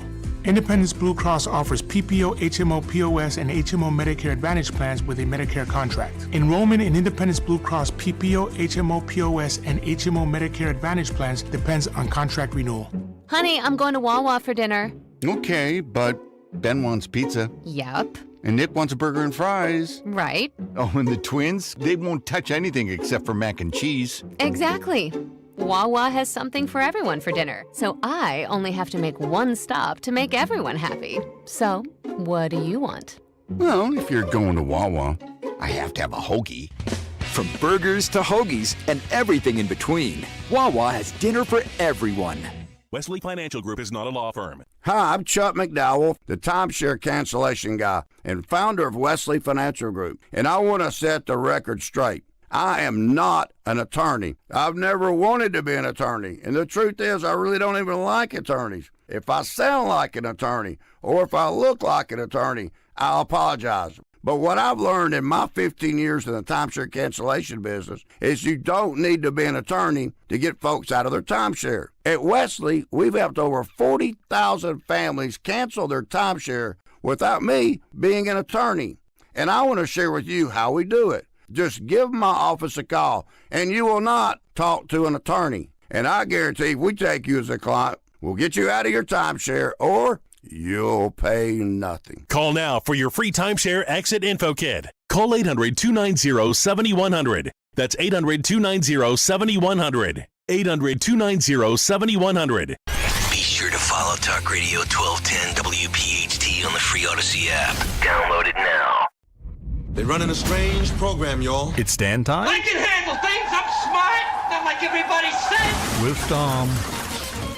A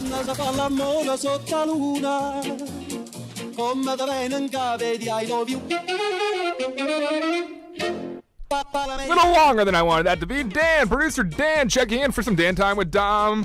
And That's Dom. strange on Columbus Day with a Borowski, but we make exceptions here, Henry. Borrachini, Dan Borrachini Seriously. checking in today. So, Dom, we're going to do a little report of The View. And I know our listeners love it so much, but, man, it can't take my eyes off of it because, Dom, you were telling me that one of the most notable things talked over the weekend came from where? What TV show?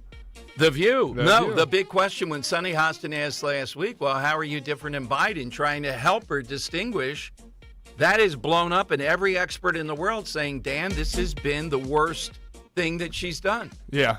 She that really blew up as the most noted question because she just didn't have an answer, and then she tries to correct it later on. But Dom, today it got even more ridiculous on The View. Kamala not appearing, but Rosie Perez, who I have no idea who she is, apparently. Me and Henry, some kind of actress, but she was making the point. Wasn't she the former girlfriend of Cory Booker? Allegedly. Oh, was she? Oh, that's a new one. All right, so a noted Democrat then, and she makes a point about Putin and sending the COVID test, but in doing so makes a comment about Russia, Dom, that Whoopi has to correct, and I want you to clarify.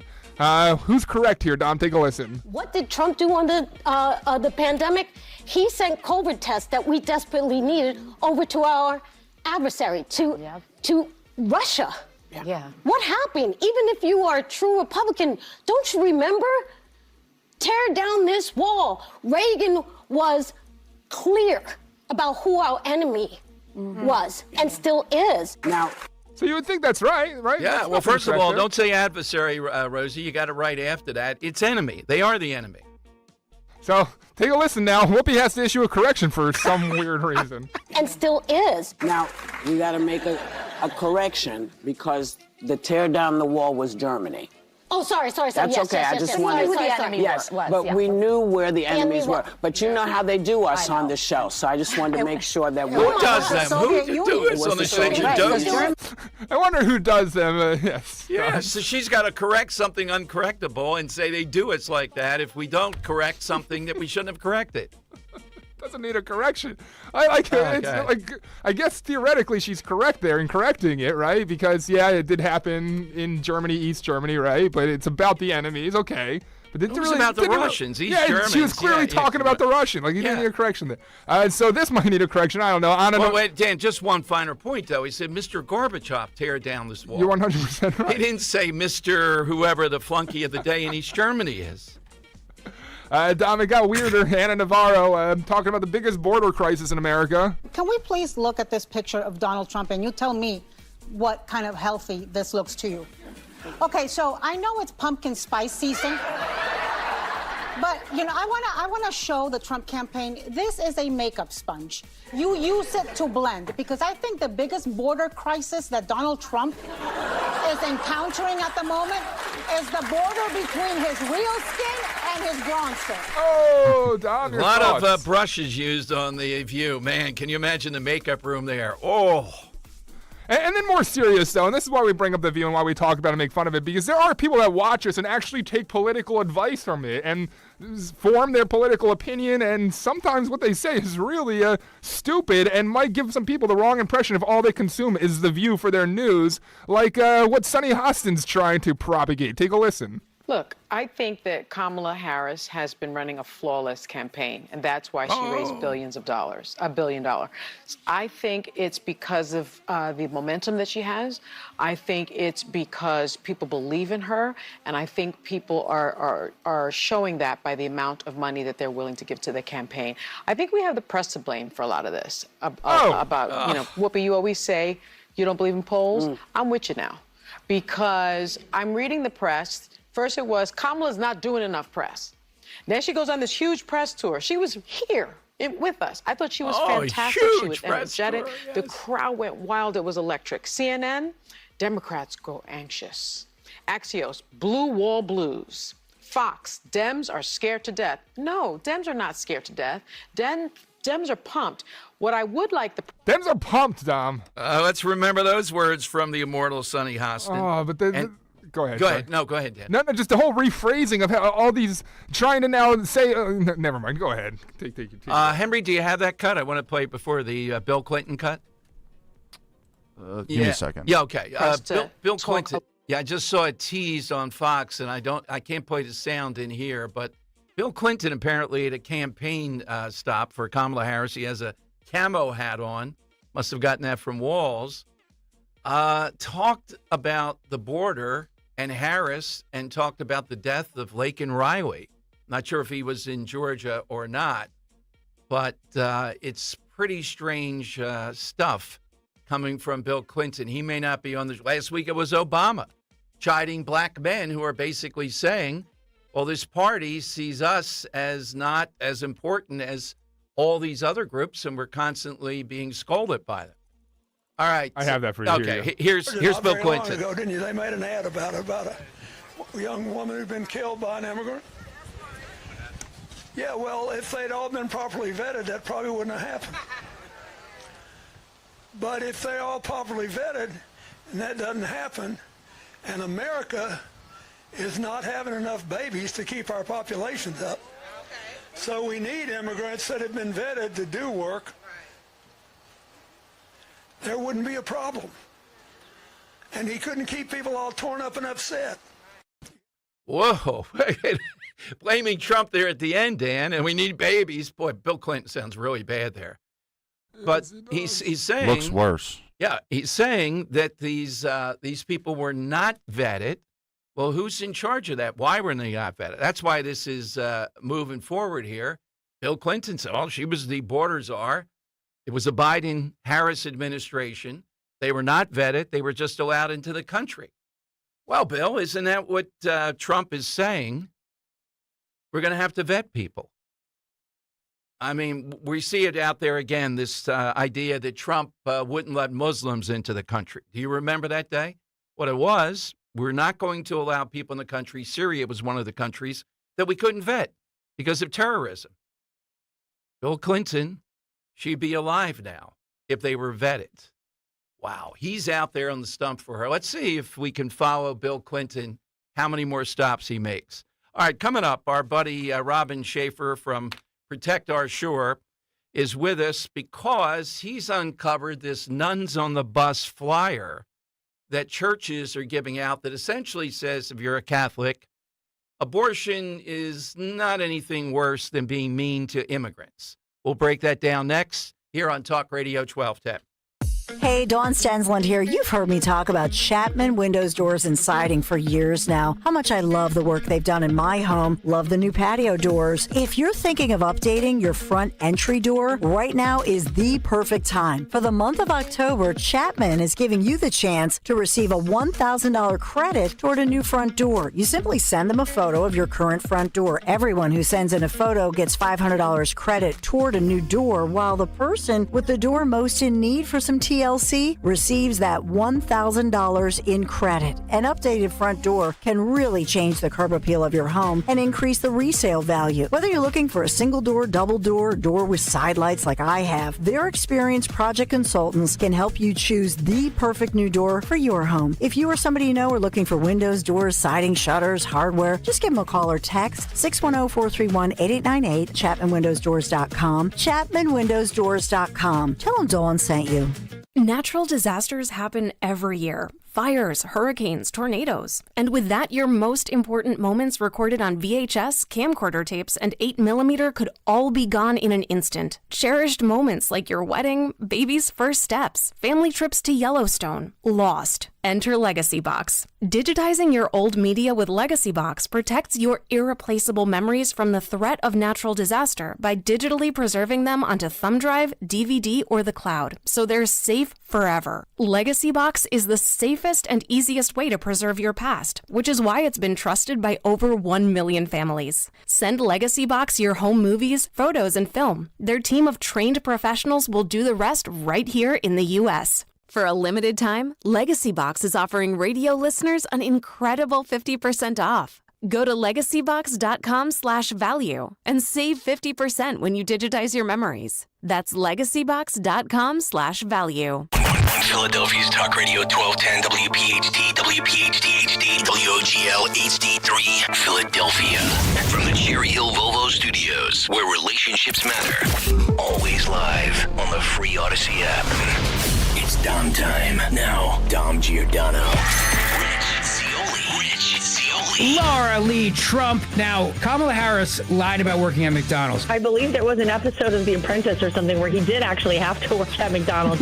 So between the two of them, Donald Trump can actually say he worked at McDonald's. I would buy some fries for him, though, because I can tell you he knows his McDonald's fries. Don't kid yourself. That's a staple on the airplane when you fly with him. And Laura, they would be the crispiest fries ever. Unbelievably crispy.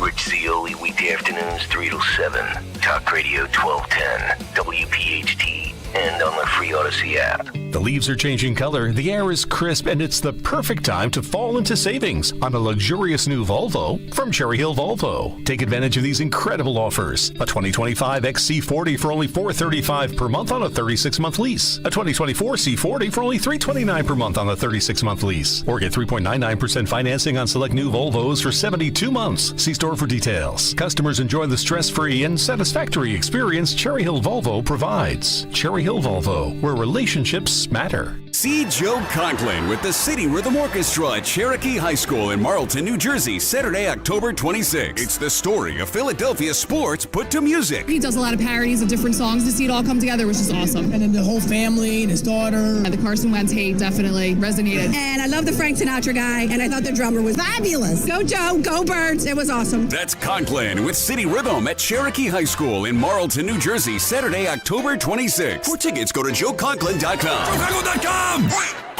Philadelphia's Talk Radio 1210, WPHT, WPHT HD, WOGL HD3, Philadelphia. From the Cherry Hill Volvo Studios, where relationships matter. Always live on the free Odyssey app. It's Dom time. Now, Dom Giordano. All right, it is Dom time. Welcome in, everyone. Happy Columbus Day. In a moment, we'll go to Robin Schaefer. I'm just searching. I saw a big story out today about Catholic voters in swing states. Now, you know, the last time around, Biden, alleged Catholic. I mean, he is in some way, shape, or form.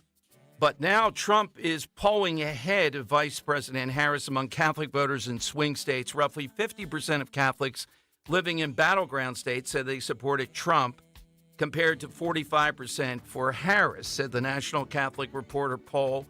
Notably, wide lead in Wisconsin. He polled Harris among Catholics by 18 points, Michigan by 12 points. Not so much here in Pennsylvania, but he's ahead. So the difference, Biden, Catholic, Harris, not. But you have elements out there, given the appalling, to me, lack of cardinals and bishops, to inform people of what the stakes are here. In other words, I always thought the Catholic Church said you would think an issue like, life might have primacy over other issues. Not telling you how to vote, but just stating what's the premier issue here. Well, this pamphlet or this flyer, apparently in South Jersey, has gotten stuck into various churches. People are going to the bishop to figure this out. It's Nuns on the Bus. Now, we've had them on before, and it is quite a battle. How's that going? We have to get her back. Yeah, we got to get her back. Yeah, Nuns exactly. on the Bus, we're back. This is awesome. Yeah, and I have a copy of this from Robin Schaefer, ProtectOurCoastNJ.com, who alerted people in Ocean City. Wanted to get an update, too, because we saw some whales die recently, how that's all going. Let's go to Robin on Talk Radio 1210. Hey, Robin, thanks for joining us. Oh, great to be on with you and Dan today, and happy Columbus Day. So, Robin, you had this, I guess, in your church in Ocean City, right? And it's apparently from Nuns on the Bus. And their theory, they're trying to alert people to this flyer, which is rare that the church is giving this stuff out, I would think, is that, hey, don't go too heavy on that abortion issue. Right. So that's the thing that kind of jumps out at you right from the get-go, that, abortion's kind of important, but there are all these other diversity, equity, and inclusion ideas that are far more important. And what jumped out at us, because of what we're fighting against at Protect Our Coast, New Jersey, is the climate justice and all the information about the climate crisis that's included on this flyer, which is we just don't believe it belongs in church, let alone a Catholic church. I mean, people don't want to worship at the altar of climate change. They want to worship at the altar to God and Jesus Christ. So you then, people start calling the bishop. They're closed today, not because of Columbus Day, apparently, but because it's Indigenous Peoples Day. So, Robin, did you approach the pastor at your church? And you think this is going on in more than one church, right? So this organization, Nuns on the Bus, Network Advocates, they're 501c4 political organizations. So they're distributing this pamphlet both in Spanish on one side and English on the other. And it's a full page that looks like, honestly, it looks like the Democratic platform from their convention. Kamala Harris could have written this. Well, actually, some of her, the people who do her thinking for her would have written it. But there are also a lot of talking points right out of like John Kerry, Bill Gates, and Tammy Murphy. So we were just shocked. I mean, that this was being distributed in Catholic churches. St. Damian's has had it included in the Missalette a couple of weeks ago on Ocean City, but we believe it's being placed in church bulletins all across the United States. And the pastor, the priest, I mean, who decides what gets put into that? It would be the pastor, right? He'd have to have knowledge of this. You would think the information I received from talking to a number of the Knights of Columbus, Saturday was our biggest block party in Ocean City history. There were so many people there, and we had a booth just around the corner right at City Hall from the Knights of Columbus, and I went over and I talked with a number of them, and they were, to a man and to a woman, they were furious that this was placed in the bulletin, and that the pastor was blaming his staff, who said he said that the majority of his staff wanted it placed in the Missalette. That's not a leader. A leader doesn't throw their staff under the bus. So we're encouraging people to call the bishop on Tuesday. The Bishop Sullivan is the person to call, and if I could give you the number. Sure. It's, and where's he headquartered? South Jersey? He's it's the Archdiocese of Camden, and that's the one that serves South Jersey. Okay. So Bishop Dennis Sullivan, the office number is 856-756-7900. And we're encouraging all of our members to contact his office and say, this kind of literature doesn't belong in a Catholic bulletin or any church bulletin. One of the funny things, and I related this to you over the weekend, was that in talking to the Knights of Columbus, mind you, they told me that the bishop's office was closed today. And I said, what, for Columbus Day? And they said, well, no, they've told us we're not allowed to use that term. It's Indigenous Peoples Day. This is the Knights of frickin' Columbus. I mean, come on. Yeah, I mean, exactly. and this is... We should be celebrating today. I mean, this is a really important day for Italian Americans, for Americans who've been here, whether you're an immigrant or not.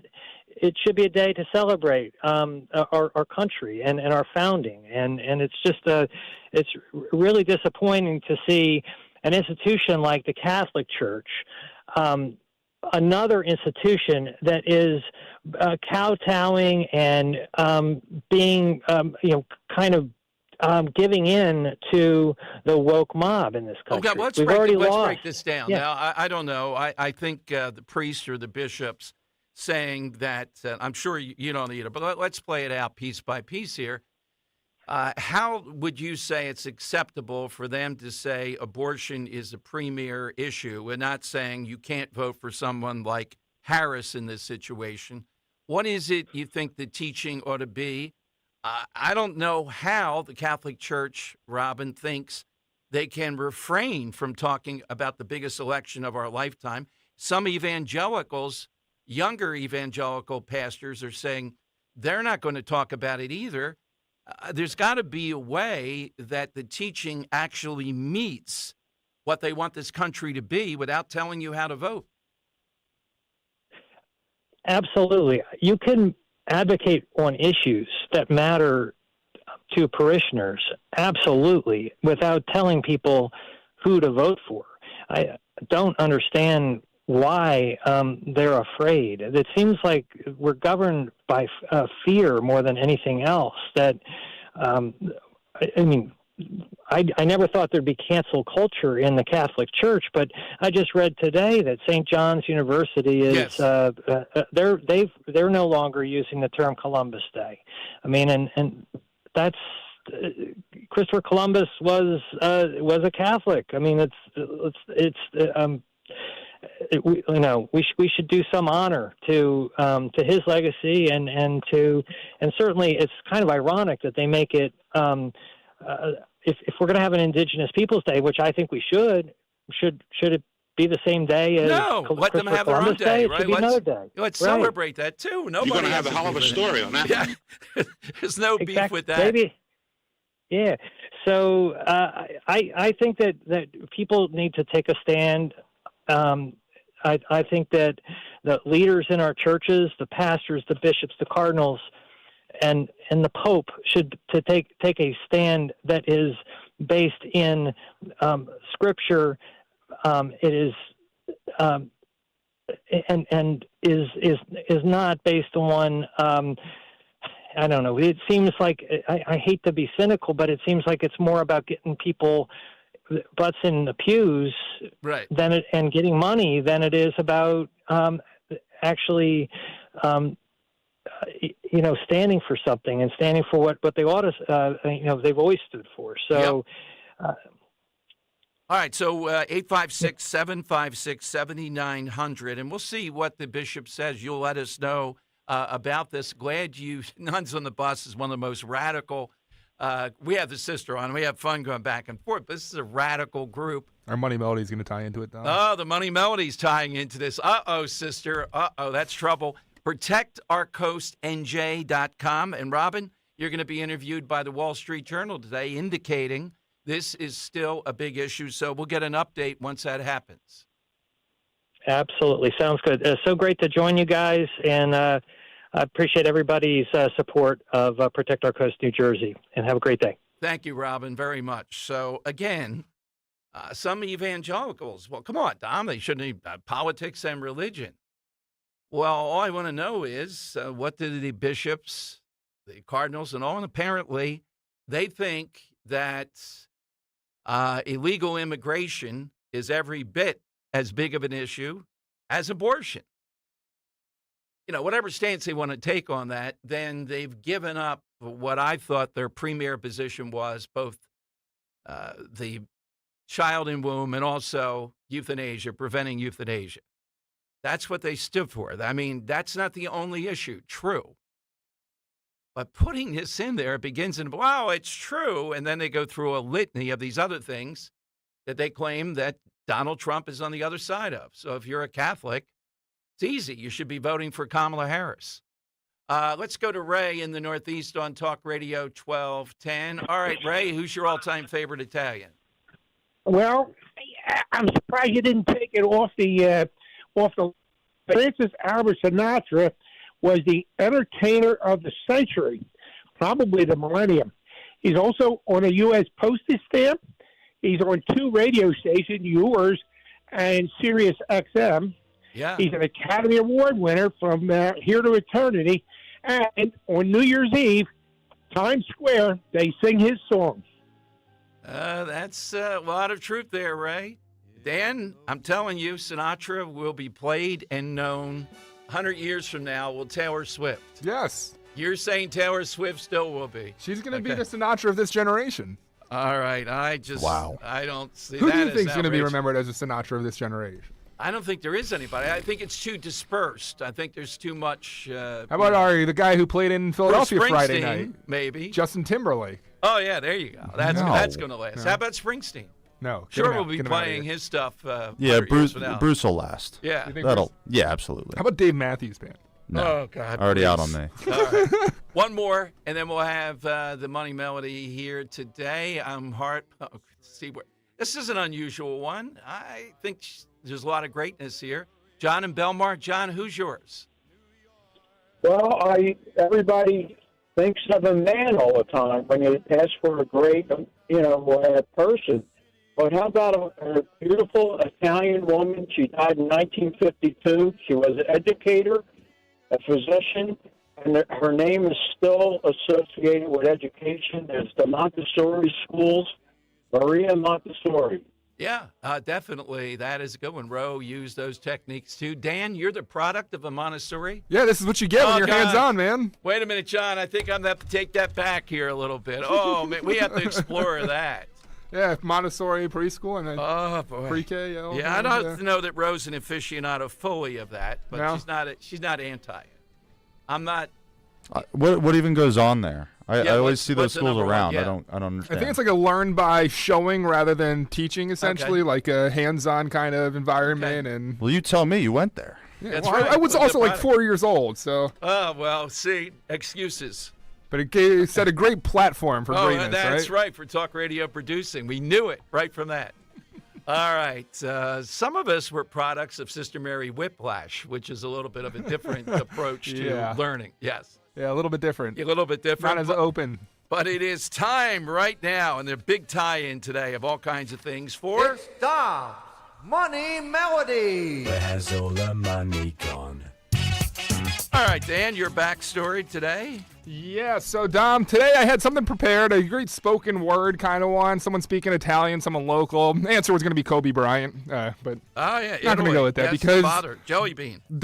Just before the Robin Schaefer interview, I'm always back here trying to Google if we can find anything related to the topic at hand, and boy, oh boy, did I find something related to the topic at hand, relating to the nuns at the bus, Dom. Today's cover artists. For a great prize today. Henry, tell us what that prize is. That prize will be a pair of tickets to see Weird Al Yankovic at the Mann Center in Philadelphia on July 19, 2025. Tickets are available at Ticketmaster.com. So here are the nuns on the bus doing their best impression of Weird Al Yankovic. We want to know, Dom, the name and the artist of the original song. So the name and the artist of the original song, just because it's kind of easy, but man, I could not let up the opportunity to play this great cover song by the nuns on the bus. Take a listen. We the people care, so we the people vote. We see that big money working those TV spots. You know that ain't real. Come on now, make it stop. If you've got passion, people, just raise it up. Cause every voter has a voice when you hit that ballot box. And the nuns on the bus are hitting the road again. Oh my God, we got to get her back. Oh God. So we want to know the name of the original song and artist that they're covering here, the nuns on the bus. I will tell you this, if we get Sister back on and she cites Thomas Aquinas being for abortion, you know where she got that from? Nancy Pelosi said it on national TV. If I want to say, we're saying something nice about this, A+ for creativity and putting something like this together. Are not bad. Good mixing, too. Good sound Good mixing, sound mixing. The video editing's good, but man, is this one of the most cringy things I've seen in a long time. All right, hit us with that. So I forget, I'm blown away by this. What are we looking for here? So it's a song, it's a cover, like Weird Al, the tickets that you're playing for, of a very popular song. So we want to know both the original artist and name of the song that they're covering here, the nuns on the bus. Ah, very nice. 855-839-1210. That's how you get in on Talk Radio 1210. Bus. Yeah, it's that network bus. The nuns are standing tall. High school football is back. High school football is back. And so is the Friday Night High School Football Scoreboard Show. Join Daryl Dobis, James Bailey, and Matt Dents. Friday nights 10 till midnight. For a rundown of all the big high school games in the region and expert analysis. The Friday Night High School Football Scoreboard Show. Friday night at 10. Only on Talk Radio 1210, WPHT, and the free Odyssey app. Cancer A scary word, but not so scary if you have the right team. Hi, this is John DeMasi, host of Health Watch, Sundays at 8 and again at 4 here on Talk Radio 1210 WPHT. And that team is Dr. Molly Fantasia and the medical staff at Innovative Medical Associates. Yes, cancer is a scary word and a difficult condition if you've been diagnosed. Over the years, the staff at Innovative Medical Associates has helped hundreds of patients with their unique medical hydration protocols. Cancer support is a large part of the practice at Innovative Medical Associates. We believe in medical hydration. We've improved it so much that we are able to help people across the board with challenges before they become chronic. Talk about improving your quality of life. Most likely, that'll happen when you visit Innovative Medical Associates. Check them out on the web at innovativemedicalassociates.com or call 856-489-0505 to schedule your initial complimentary consultation. This is a special alert to anyone owing the IRS $10,000 or more in back taxes or with unfiled tax returns. Write this number down, 800-373-0322. The IRS has ended COVID forgiveness and they are cracking down. Call Tax Relief Helpers now to hear about our tax debt reduction programs. If you're facing liens, levies, an audit, wage garnishment, or already in a payment plan, we still can help you. You may qualify to have your tax debt settled for a mere fraction of what you owe or for other resolution programs. Tax Relief Helpers has tax agents available now for a free consultation. TRH has already helped thousands of taxpayers qualify for these generous relief programs, earning them an A rating with the Better Business Bureau. If you or your business owe 10 or even hundreds of thousands to the IRS, you don't have to be afraid anymore. Call our relief hotline now to see what savings you may qualify for at 800-373-0322. 800-373-0322. Once again, that's 800-373-0322. There's breaking news all day long from around the world, and sometimes all that noise makes it hard to hear about what's happening right here at home. With the free Odyssey app, getting your local news plus breaking news is easy. And even when you're not near a radio, stay connected with what's going on right here by listening live and push alerts. Just download the free Odyssey app and search and follow your local news station and you're good to go. The local breaking news to get you through your day at your fingertips on the free Odyssey app. That's AUDACY. Never miss a moment from the Tom Giordano program again. Download the free Odyssey app and follow 1210 WPHT. And listen whenever and whatever works best for you. It's Dom Money Melody. Where's all the money gone? Show me the money. All right, let's hear today's clue. Nuns on the Bus. We're looking for, again, what, Dan? The original artist and name of the song, Dom. Gotcha. We the people care, so we the people vote. We see that big money working those TV spots. You know that ain't real. Come on now, make it stop. If you've got passion, people, just raise it up, because every voter has a voice when you hit that ballot box. You know, at least Nuns on the Bus, I got to say this, Dan, are religious figures that are out there telling people what their faith tells them to do, how to vote. I can't say the same for the bishop, or they're setting up a framework saying, do you realize this? How about the bishops, the cardinals, and even the priests, monsignors, and the rest of it? Nuns on the Bus, they're telling you, hey, we're going to go wild. We're going to say abortion. Come on now. Look at this. Let's go to Zach and Bryn Mawr. Zach, you're on Talk Radio 1210. Hi, Zach. What's your answer? Hey, guys. I'm taking a guess on this one. Is it Meghan Trainor, All About That Bass? Oh, my God. Hey. That's a heck of a yes. Yes. It's a very Italian noise they made there, Zach. Yes. I'll put you on hold, Zach. There you go. Jump on board. And again, Henry, where's he going? He's going to have 2 tickets to see Weird Al Yankovic on July 15th. 2025. Wow, we're really playing out. Yeah, this is a summer thing. Yeah. Keep it on your calendar. Yeah, keep that one ready to go. These are big tickets, though, man. Oh, yeah, definitely. Now, Joe Concha is going to be on the show tomorrow. One of the best contributors at Fox, if not the best. 2 o'clock, right, Dan? 2 o'clock. Yeah, we saw on his Twitter today. He with this Chris Rufo guy. You can hear it there, Henry. There we go. Chris Rufo guy. They just exposed about an hour and a half ago that in her book on fighting crime, Kamala Harris may have committed, well, at least something technical in California by plagiarizing big time. Now, Americans, look the other way on a lot of things, but plagiarism is something they have difficulty with. So he's going to lay that out. There's a lot of information developing on this. Let's see if the media goes forward with it. I wonder what the ladies on why wouldn't you plagiarize? I can hear them saying on The View. And again, we have to emphasize the question of the week last week, you never know. In the case of Harris, if you don't have answers to many things, you go on the favorable view, and what happens? They asked you an easy question. How are you different than Biden? That's the question people touting now that Harris made a big mistake with. A couple of pieces of sound, though. First, we played this a little while ago. Wanted to play it one more time. It ought to shock people. I just saw Bill Clinton campaigning in Georgia.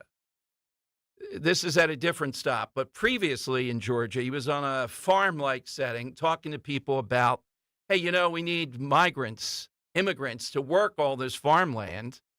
And he seemed to have in his head the idea if they were just vetted, these people coming into the country, then Lake and Riley would be alive. Listen to Bill Clinton. You had a case in Georgia not very long ago, didn't you? They made an ad about a young woman who'd been killed by an immigrant. Yeah, well, if they'd all been properly vetted, that probably wouldn't have happened. But if they're all properly vetted, and that doesn't happen, and America is not having enough babies to keep our populations up. Okay. So we need immigrants that have been vetted to do work. There wouldn't be a problem. And he couldn't keep people all torn up and upset. So Bill Clinton doesn't seem to be too convincing to the crowd. We need to have these people coming here making more babies. And Riley would be alive if these people had been vetted. And he's campaigning for Harris? Well, who's in charge of this? Well, let me put it this way. The approach is not who's in charge of vetting. The point of it is, and I'm sure they're telling this to Bill Clinton, we are so overwhelmed with the number of people here. Even if you were well-intentioned to vet people, you couldn't do it. And I wouldn't trust the vetting, and neither would you. There's not enough screening here. So we're supposed to roll the dice because we need workers, allegedly, and baby makers. We're supposed to roll the dice with our safety. Tell that to the family of Lake and Riley. That's Bill Clinton just from a moment ago. The prize of the day, though, is right at the top of the show. And we've had a lot of fun with this today. Yesterday, J.D. Vance just showing his skill. He's really come into his own. J.D. Vance on with Skeletor with Martha Raddatz. Do you hear yourself? On the big ABC show. And they're talking about Trump and Raddatz's contention. Yeah, Aurora, Colorado has Venezuelan drug gangs taking over housing complexes. But come on now, it's only a handful.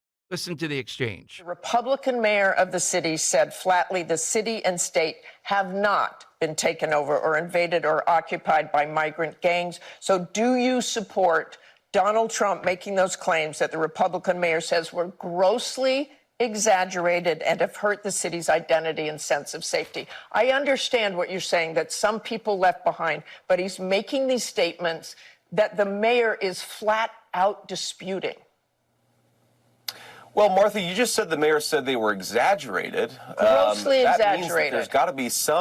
That means there's got to be some element of truth here. And of course, President Trump was actually in Aurora, Colorado, talking to people on the ground. And what we're hearing, of course, Martha, is that people are terrified by what has happened with some of these Venezuelan gangs. Senator Vance, I'm going to stop you because I know exactly what happened. Martha. I'm going to stop you. The incidents were limited to a handful of apartment complexes, and the mayor said our dedicated police officers have acted on those concerns. A handful of problems. Only, Martha, do you hear yourself? Only a handful of apartment complexes in America were taken over by Venezuelan gangs, and Donald Trump is the problem and not Kamala Harris's open border. Americans are so fed up with what's going on. And can't get enough of it. Can't get enough of it. And at the end, she had to say it was only a handful. Will Bunch writing in the Inquirer today, talking about the same thing and using the same expression Only a handful. Only a handful. And Vance hit it right. Later on the Meet the Press, or around that time, Mike Johnson, speaker, was on, and he said something similar. He didn't say, do you hear yourself? But language to Kristen Welker, very similar. Listen to your question. There you go. Listen to your question. Newt Gingrich must be coaching these guys up. Well, Vance doesn't need a whole lot. Do you hear yourself? Only a handful. And he really could have rubbed it and just say, I'm going to continue with this. I want to know what a handful is. He said it classically, though. So only a handful of housing complexes in America are being run by Venezuelan drug gangs. Only a handful. Okay, let's just end that with they did not invade or take over the city, as Donald Trump said. I want to move on to a few apartment complexes. No big deal. A few apartment complexes that the mayor did not seem was invading the entire city. So we're fighting now, the media admits, over when does the invasion happen? Heaven forbid, if you're the one killed, as Bill Clinton just said, well, if they were vetted, we'd be okay. Not a bad impression. Yeah, I was thinking of Jim Kelly. I was channeling him here. He'd been going on for 10 minutes. He's great at it. But what the hell was Bill Clinton thinking? Well, he thought he had an angle of attack here, which was, we just have to vet him because we need more babies. And he just lost himself. Yeah, Dan, I agree with you. Who's Bill Clinton bringing to the fold now? And Obama the other day, not so good either. A black man going to say, oh, Obama said we have to vote for this woman. We better do it. Not his best performance, not the best angle of attack. Yeah, well, if they'd all been properly vetted, that probably wouldn't have happened. And also, who's coaching up the Kamala Harris team? Did you see what they were flying over the Eagles game yesterday, swing states? No, what is it? SAC 2025. I can see these Eagles fans thinking, yeah, we have to SAC Project 2025. We have to SAC Project 2025. The Harris campaign. Oh, okay. Yeah. Like, okay. You think, my mind just went real dirty there for a second. Yeah, no, but I'm thinking, anatomy. is the average, have they really done so much, the average Eagles fan at a game? I know it's a good tactic because people look up and see what's gone by, right? But they're going to SAC Project 2025. Was that in between when they were going wild, attacking? We got to give a little Nick Sirianni, disgrace to Italians today, commentary coming up here. But SAC Project 2025. Eagles fans going, I'm going to look that up as soon as this game's over. They did. Yeah. Well, you know people, because I'd look it up. I mean, I'd be intrigued enough to look it up, and I'd roll my eyes the second I pulled up the page and saw the Kamala Harris. Right, 900 pages here. They'd be like, I came to the game to avoid the advertisements that play every damn break, and now I got to look up and still get a political advertisement? Come on. I don't know how that works, too. Who gets to determine planes flying over? And who gets, do you have to pay for that? I want to be that guy. That sounds like a fun job. Yeah. Actually, I don't think so. Air traffic control sounds horrible. 855-839-1210. That's how you get on board. AT&T and Verizon Wireless. Just push pound 1210. Let's talk for a moment.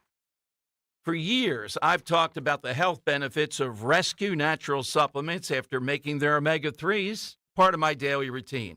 From supporting heart health to providing pain relief, they provide essential nutrients that impact our bodies in a lot of ways. Listen to this recently from Carol. She said triglycerides are at an all-time low. It increased my well-being, while joint pains and muscle aches, they've decreased too. People like Carol have trusted Rescue with their health goals, and now it's your turn. For a limited time, use the code OMEGA50, OMEGA50, for an exclusive buy one, get one free offer on any of the 7 Rescue Omega-3 choices. To get this special radio offer, call 800-26-ALIVE, 800-262-5483, or use the code online at res-q.com, res-q.com. Remember the code OMEGA50, OMEGA50. Buy one, get another Rescue Omega-3 absolutely free. Down to 42 overnight, still pretty windy. Tomorrow, high of only 59, partly cloudy conditions. Wednesday, 58, mostly sunny. Still have some sunshine on Thursday with a high of 61, and we'll hit 70 on Friday in the sunshine. The weekend is looking pretty good, too. We all hear the radio ads about the IRS. They tell you to be afraid, to be scared, and they try to frighten you into calling. I'm not here to do that. Tax Relief Advocates is different. TRA is here to tell you that if you owe money to the IRS, whether it's $5,000, $50,000, or $500,000, we have a solution. It doesn't matter if you're sitting in your car, at work, or with your kids. No matter where you are, call now. 800-575-6481. Don't lose hope. TRA can eliminate or reduce what you owe to the IRS. Generous programs are now available that can give you a fresh start. Our passion is taxes and helping individuals fix their IRS problems. We have over 1,000 5-star reviews on Google and an A+ with the Better Business Bureau. You don't need to be afraid of the IRS any longer. End your tax nightmare today by visiting us online at TRA.com or call 800-575-6481. That's 800-575-6481. Tax Relief Advocates. Real solutions for real people. Dan owed an unbelievable amount of money to the IRS. I got behind on my taxes. It's a horrible feeling. He was in denial. And when I got those letters from the IRS, you wanted to act like they didn't exist. Finally, Dan turned to Optima Tax Relief, the leading tax resolution firm. A+ rated by the Better Business Bureau, they've resolved over $1 billion for their clients. Optima got me a settlement with the IRS. These people are really people-friendly. It was every bit of a new lease on life for me. The fast action and the great results made Dan's head spin. I felt like I was in a dream, but it's real, and I have paperwork to prove it. They got the job done, and life is good. For tax help you can trust, call Optima now for a free consultation. If you're worried about what's going to happen with the IRS, stop worrying. Make the call now. Call 800-354-2840. 800-354-2840. 800-354-2840. Optima Tax Relief. Testimonial from an actual client. Some restrictions apply. For complete details, please visit OptimaTaxRelief.com. Longing for thick, healthy, gorgeous hair? Say goodbye to shedding thin and dull hair and say hello to thick, healthy hair with Hair Volume from New Nordic. Broadcasting live from the Cherry Hill Volvo Studios, where relationships matter. Talk Radio 1210, WPHT, and on the free Odyssey app. In Napoli, where love is king, It's a long build-up. when boy meets girl, here's what they say.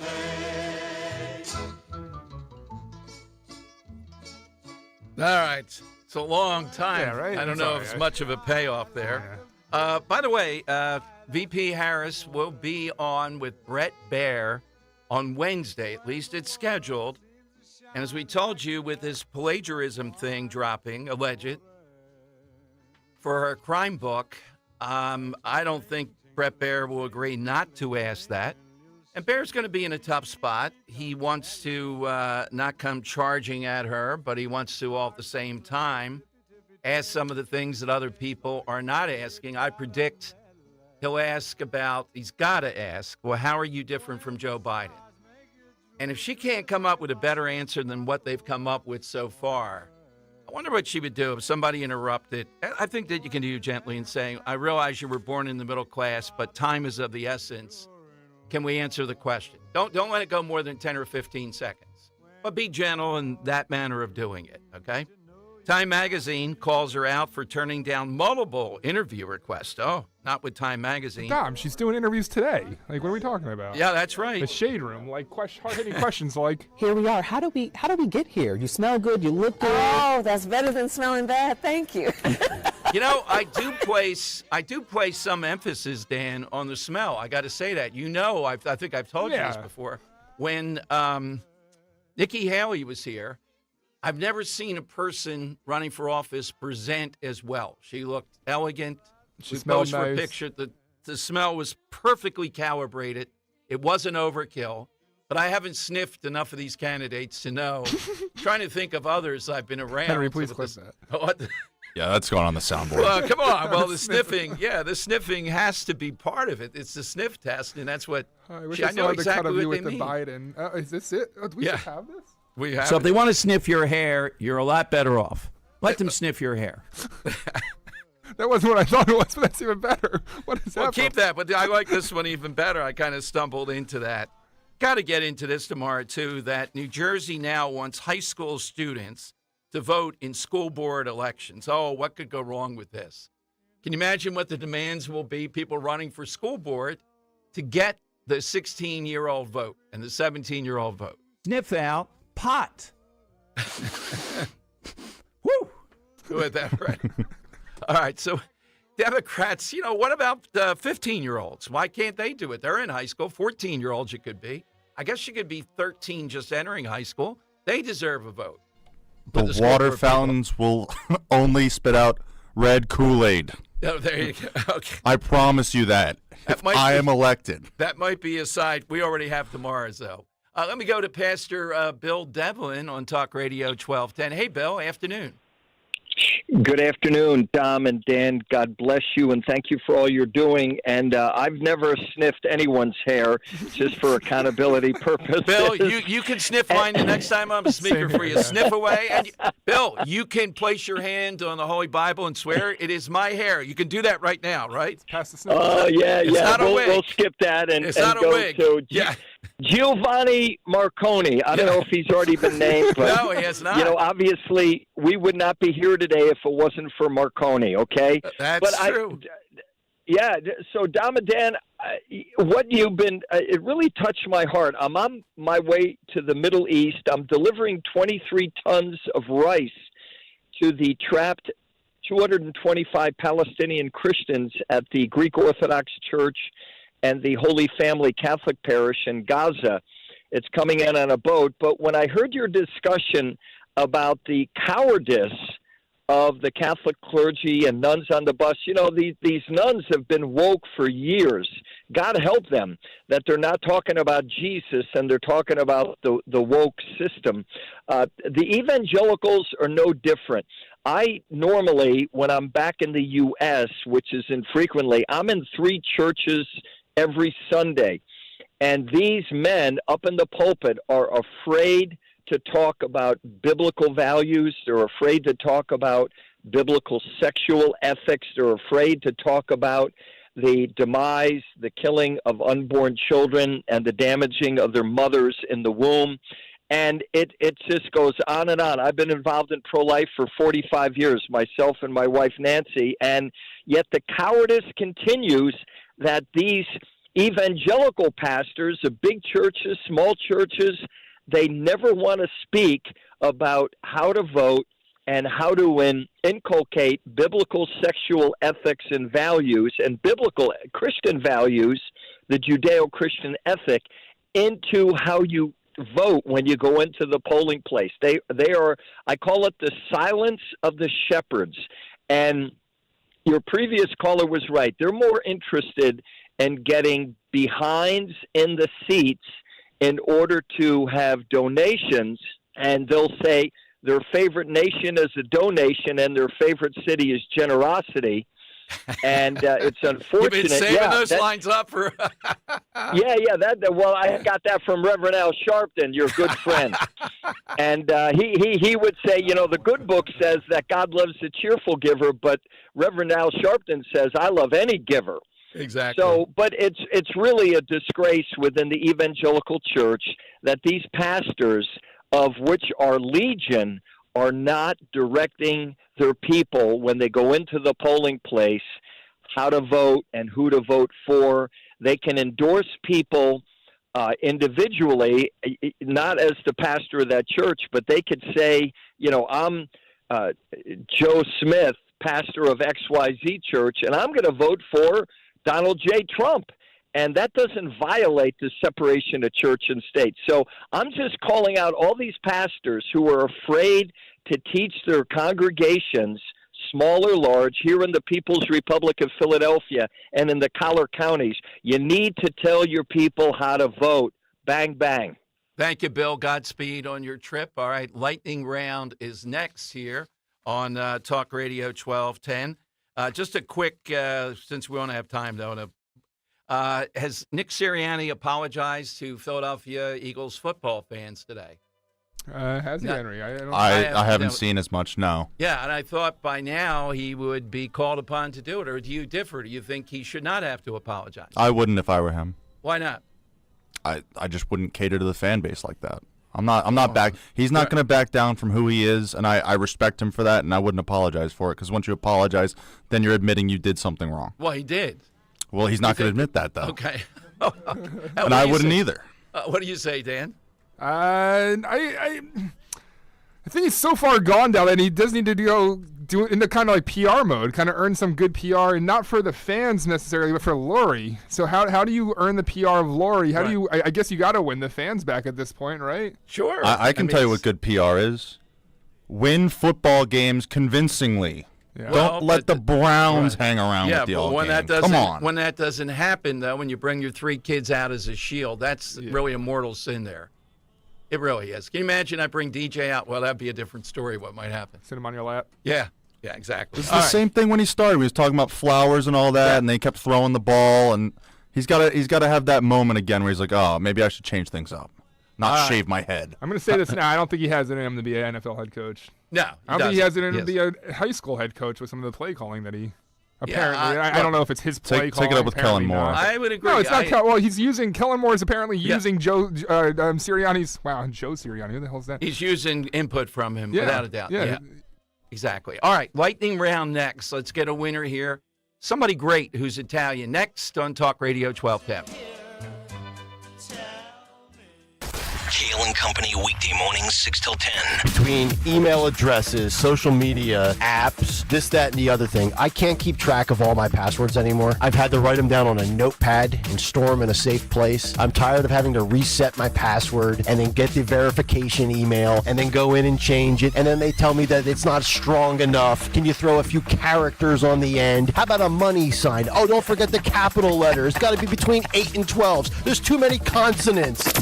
Start your day with Kale and Company. Weekday mornings 6 till 10 on Talk Radio 1210, WPHT, and the free Odyssey app. The following is a paid commercial message. It's happening here in Pennsylvania. Sanctuary cities are releasing violent illegal immigrants onto our streets with the help of Bob Casey. Casey voted repeatedly to fund these dangerous sanctuary cities. Casey's policy let more illegals, more criminals loose in our neighborhoods, making our families less safe. Worse, instead of deporting criminal illegals, Casey voted to give them amnesty. Casey's amnesty would give illegal immigrants your Social Security and Medicare. That's right, Casey would give your benefits to illegals, but he'd also make you pay more. Casey voted for higher taxes on seniors' Social Security benefits. Seniors can't afford higher taxes? Bob Casey, taxing you to pay illegals. It's just another Casey con job. It's time for a change. It's time to fire Bob Casey. Senate Leadership Fund paid for and is responsible for the content of this advertising, not authorized by any candidate or candidates committee. SenateLeadershipFund.org.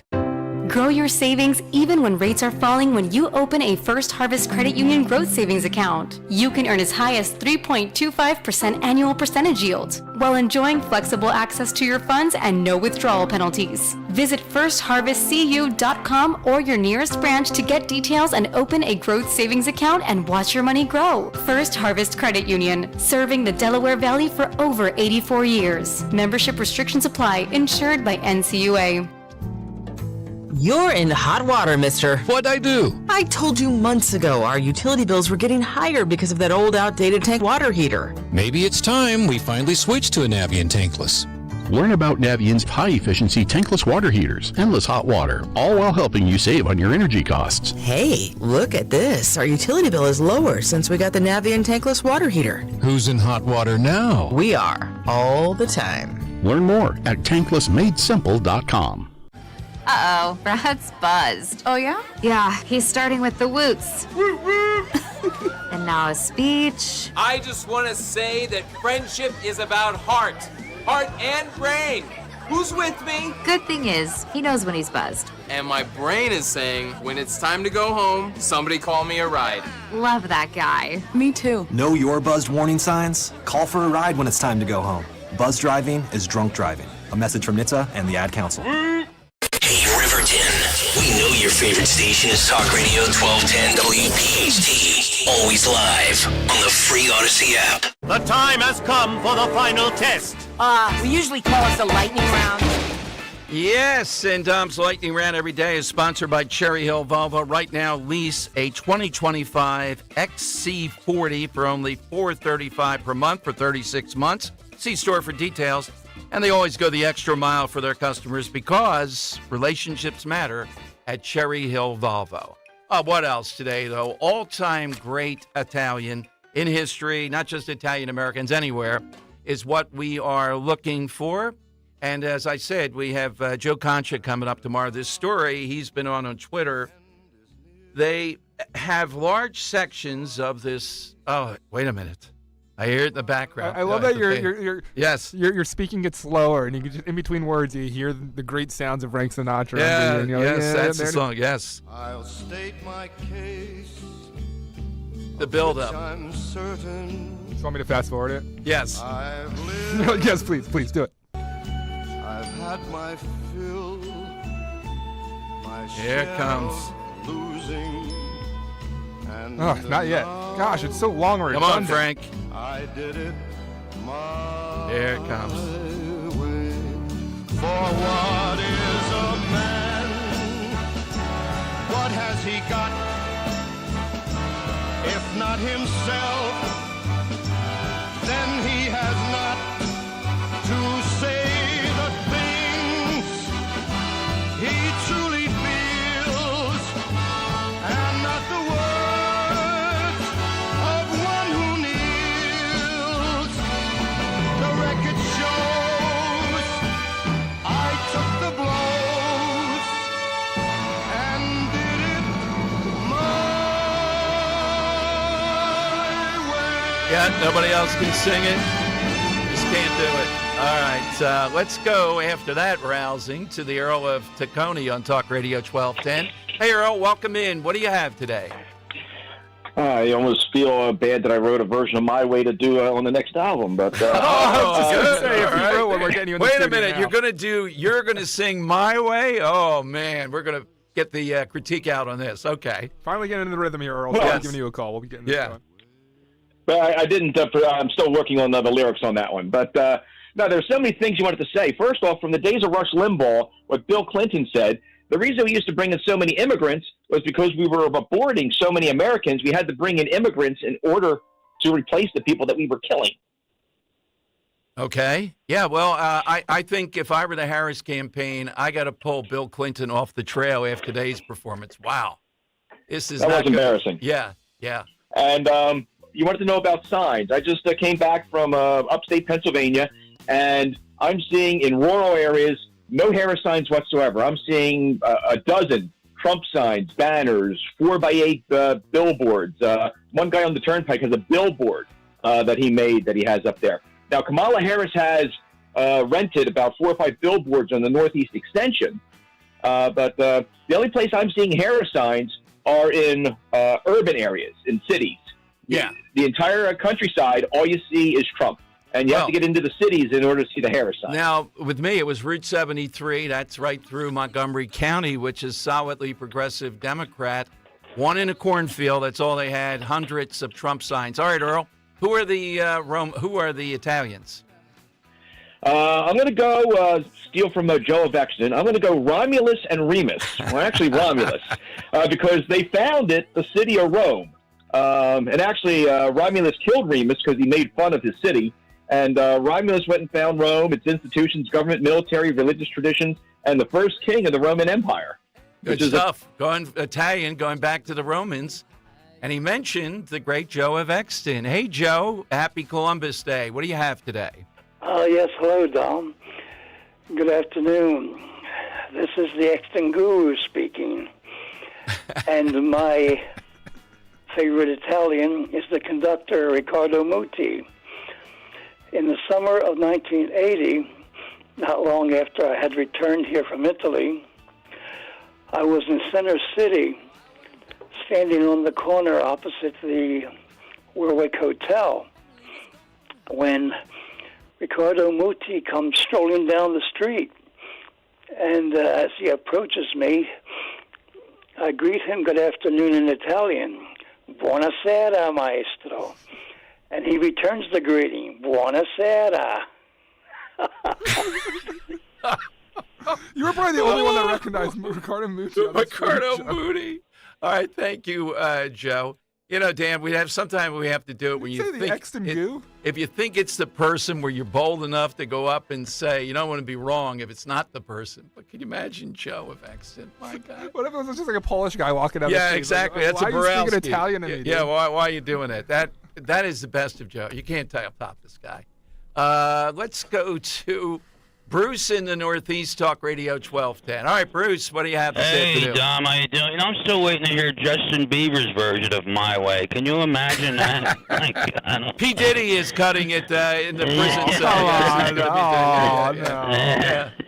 But my answer has to do with vintage electronic games I'm not too familiar with, but I'm told that Mario or Super Mario and Luigi are associated with that trade, you know. Yeah, exactly. Dan, you went to Montessori school. King of Peace, where I went, was still an Italian national You parish. have to qualify me for At that one point, yeah. I remember the names. It wasn't Joe. It was Giuseppe. We had several Giuseppes, and we had a Claudio at King of Peace, just to give you an idea of Giuseppe, Claudio, Dominique. They were good basketball What are your players. thoughts on That's all Dominic we're the Donkey? YouTube's wondering. Oh, no, please. Every year they want to do that. I think I can squeeze one more in here. Arguably the greatest voice of all time. I don't know if his museum's still over at, 15th and Snyder. Vince in South Philly. Hey, Vince. Hey, Dom. Hey, how about the first of all, Vince, how you Lanza? doing, Vince? You're one of the all-time top 10 callers, and we haven't heard from you. Just dealing with some health issues. I hear you. But, I was going to say, like Mario Lanza from South Philly. Yeah, absolutely. Is my guess. Yeah. Is the museum still there? No, got rid of it. I'm not sure. I don't know if it's in like the 700 block of like Christian or Catherine Streets. Okay. I'm not sure. All right. Well, Vince, I hope to hear more from you, though. I hope you're feeling better, Vince. Thank you. Okay, Dom. Take care now. All right, Henry, let's hear from the circle of Dante's Hell today. We had that on the show.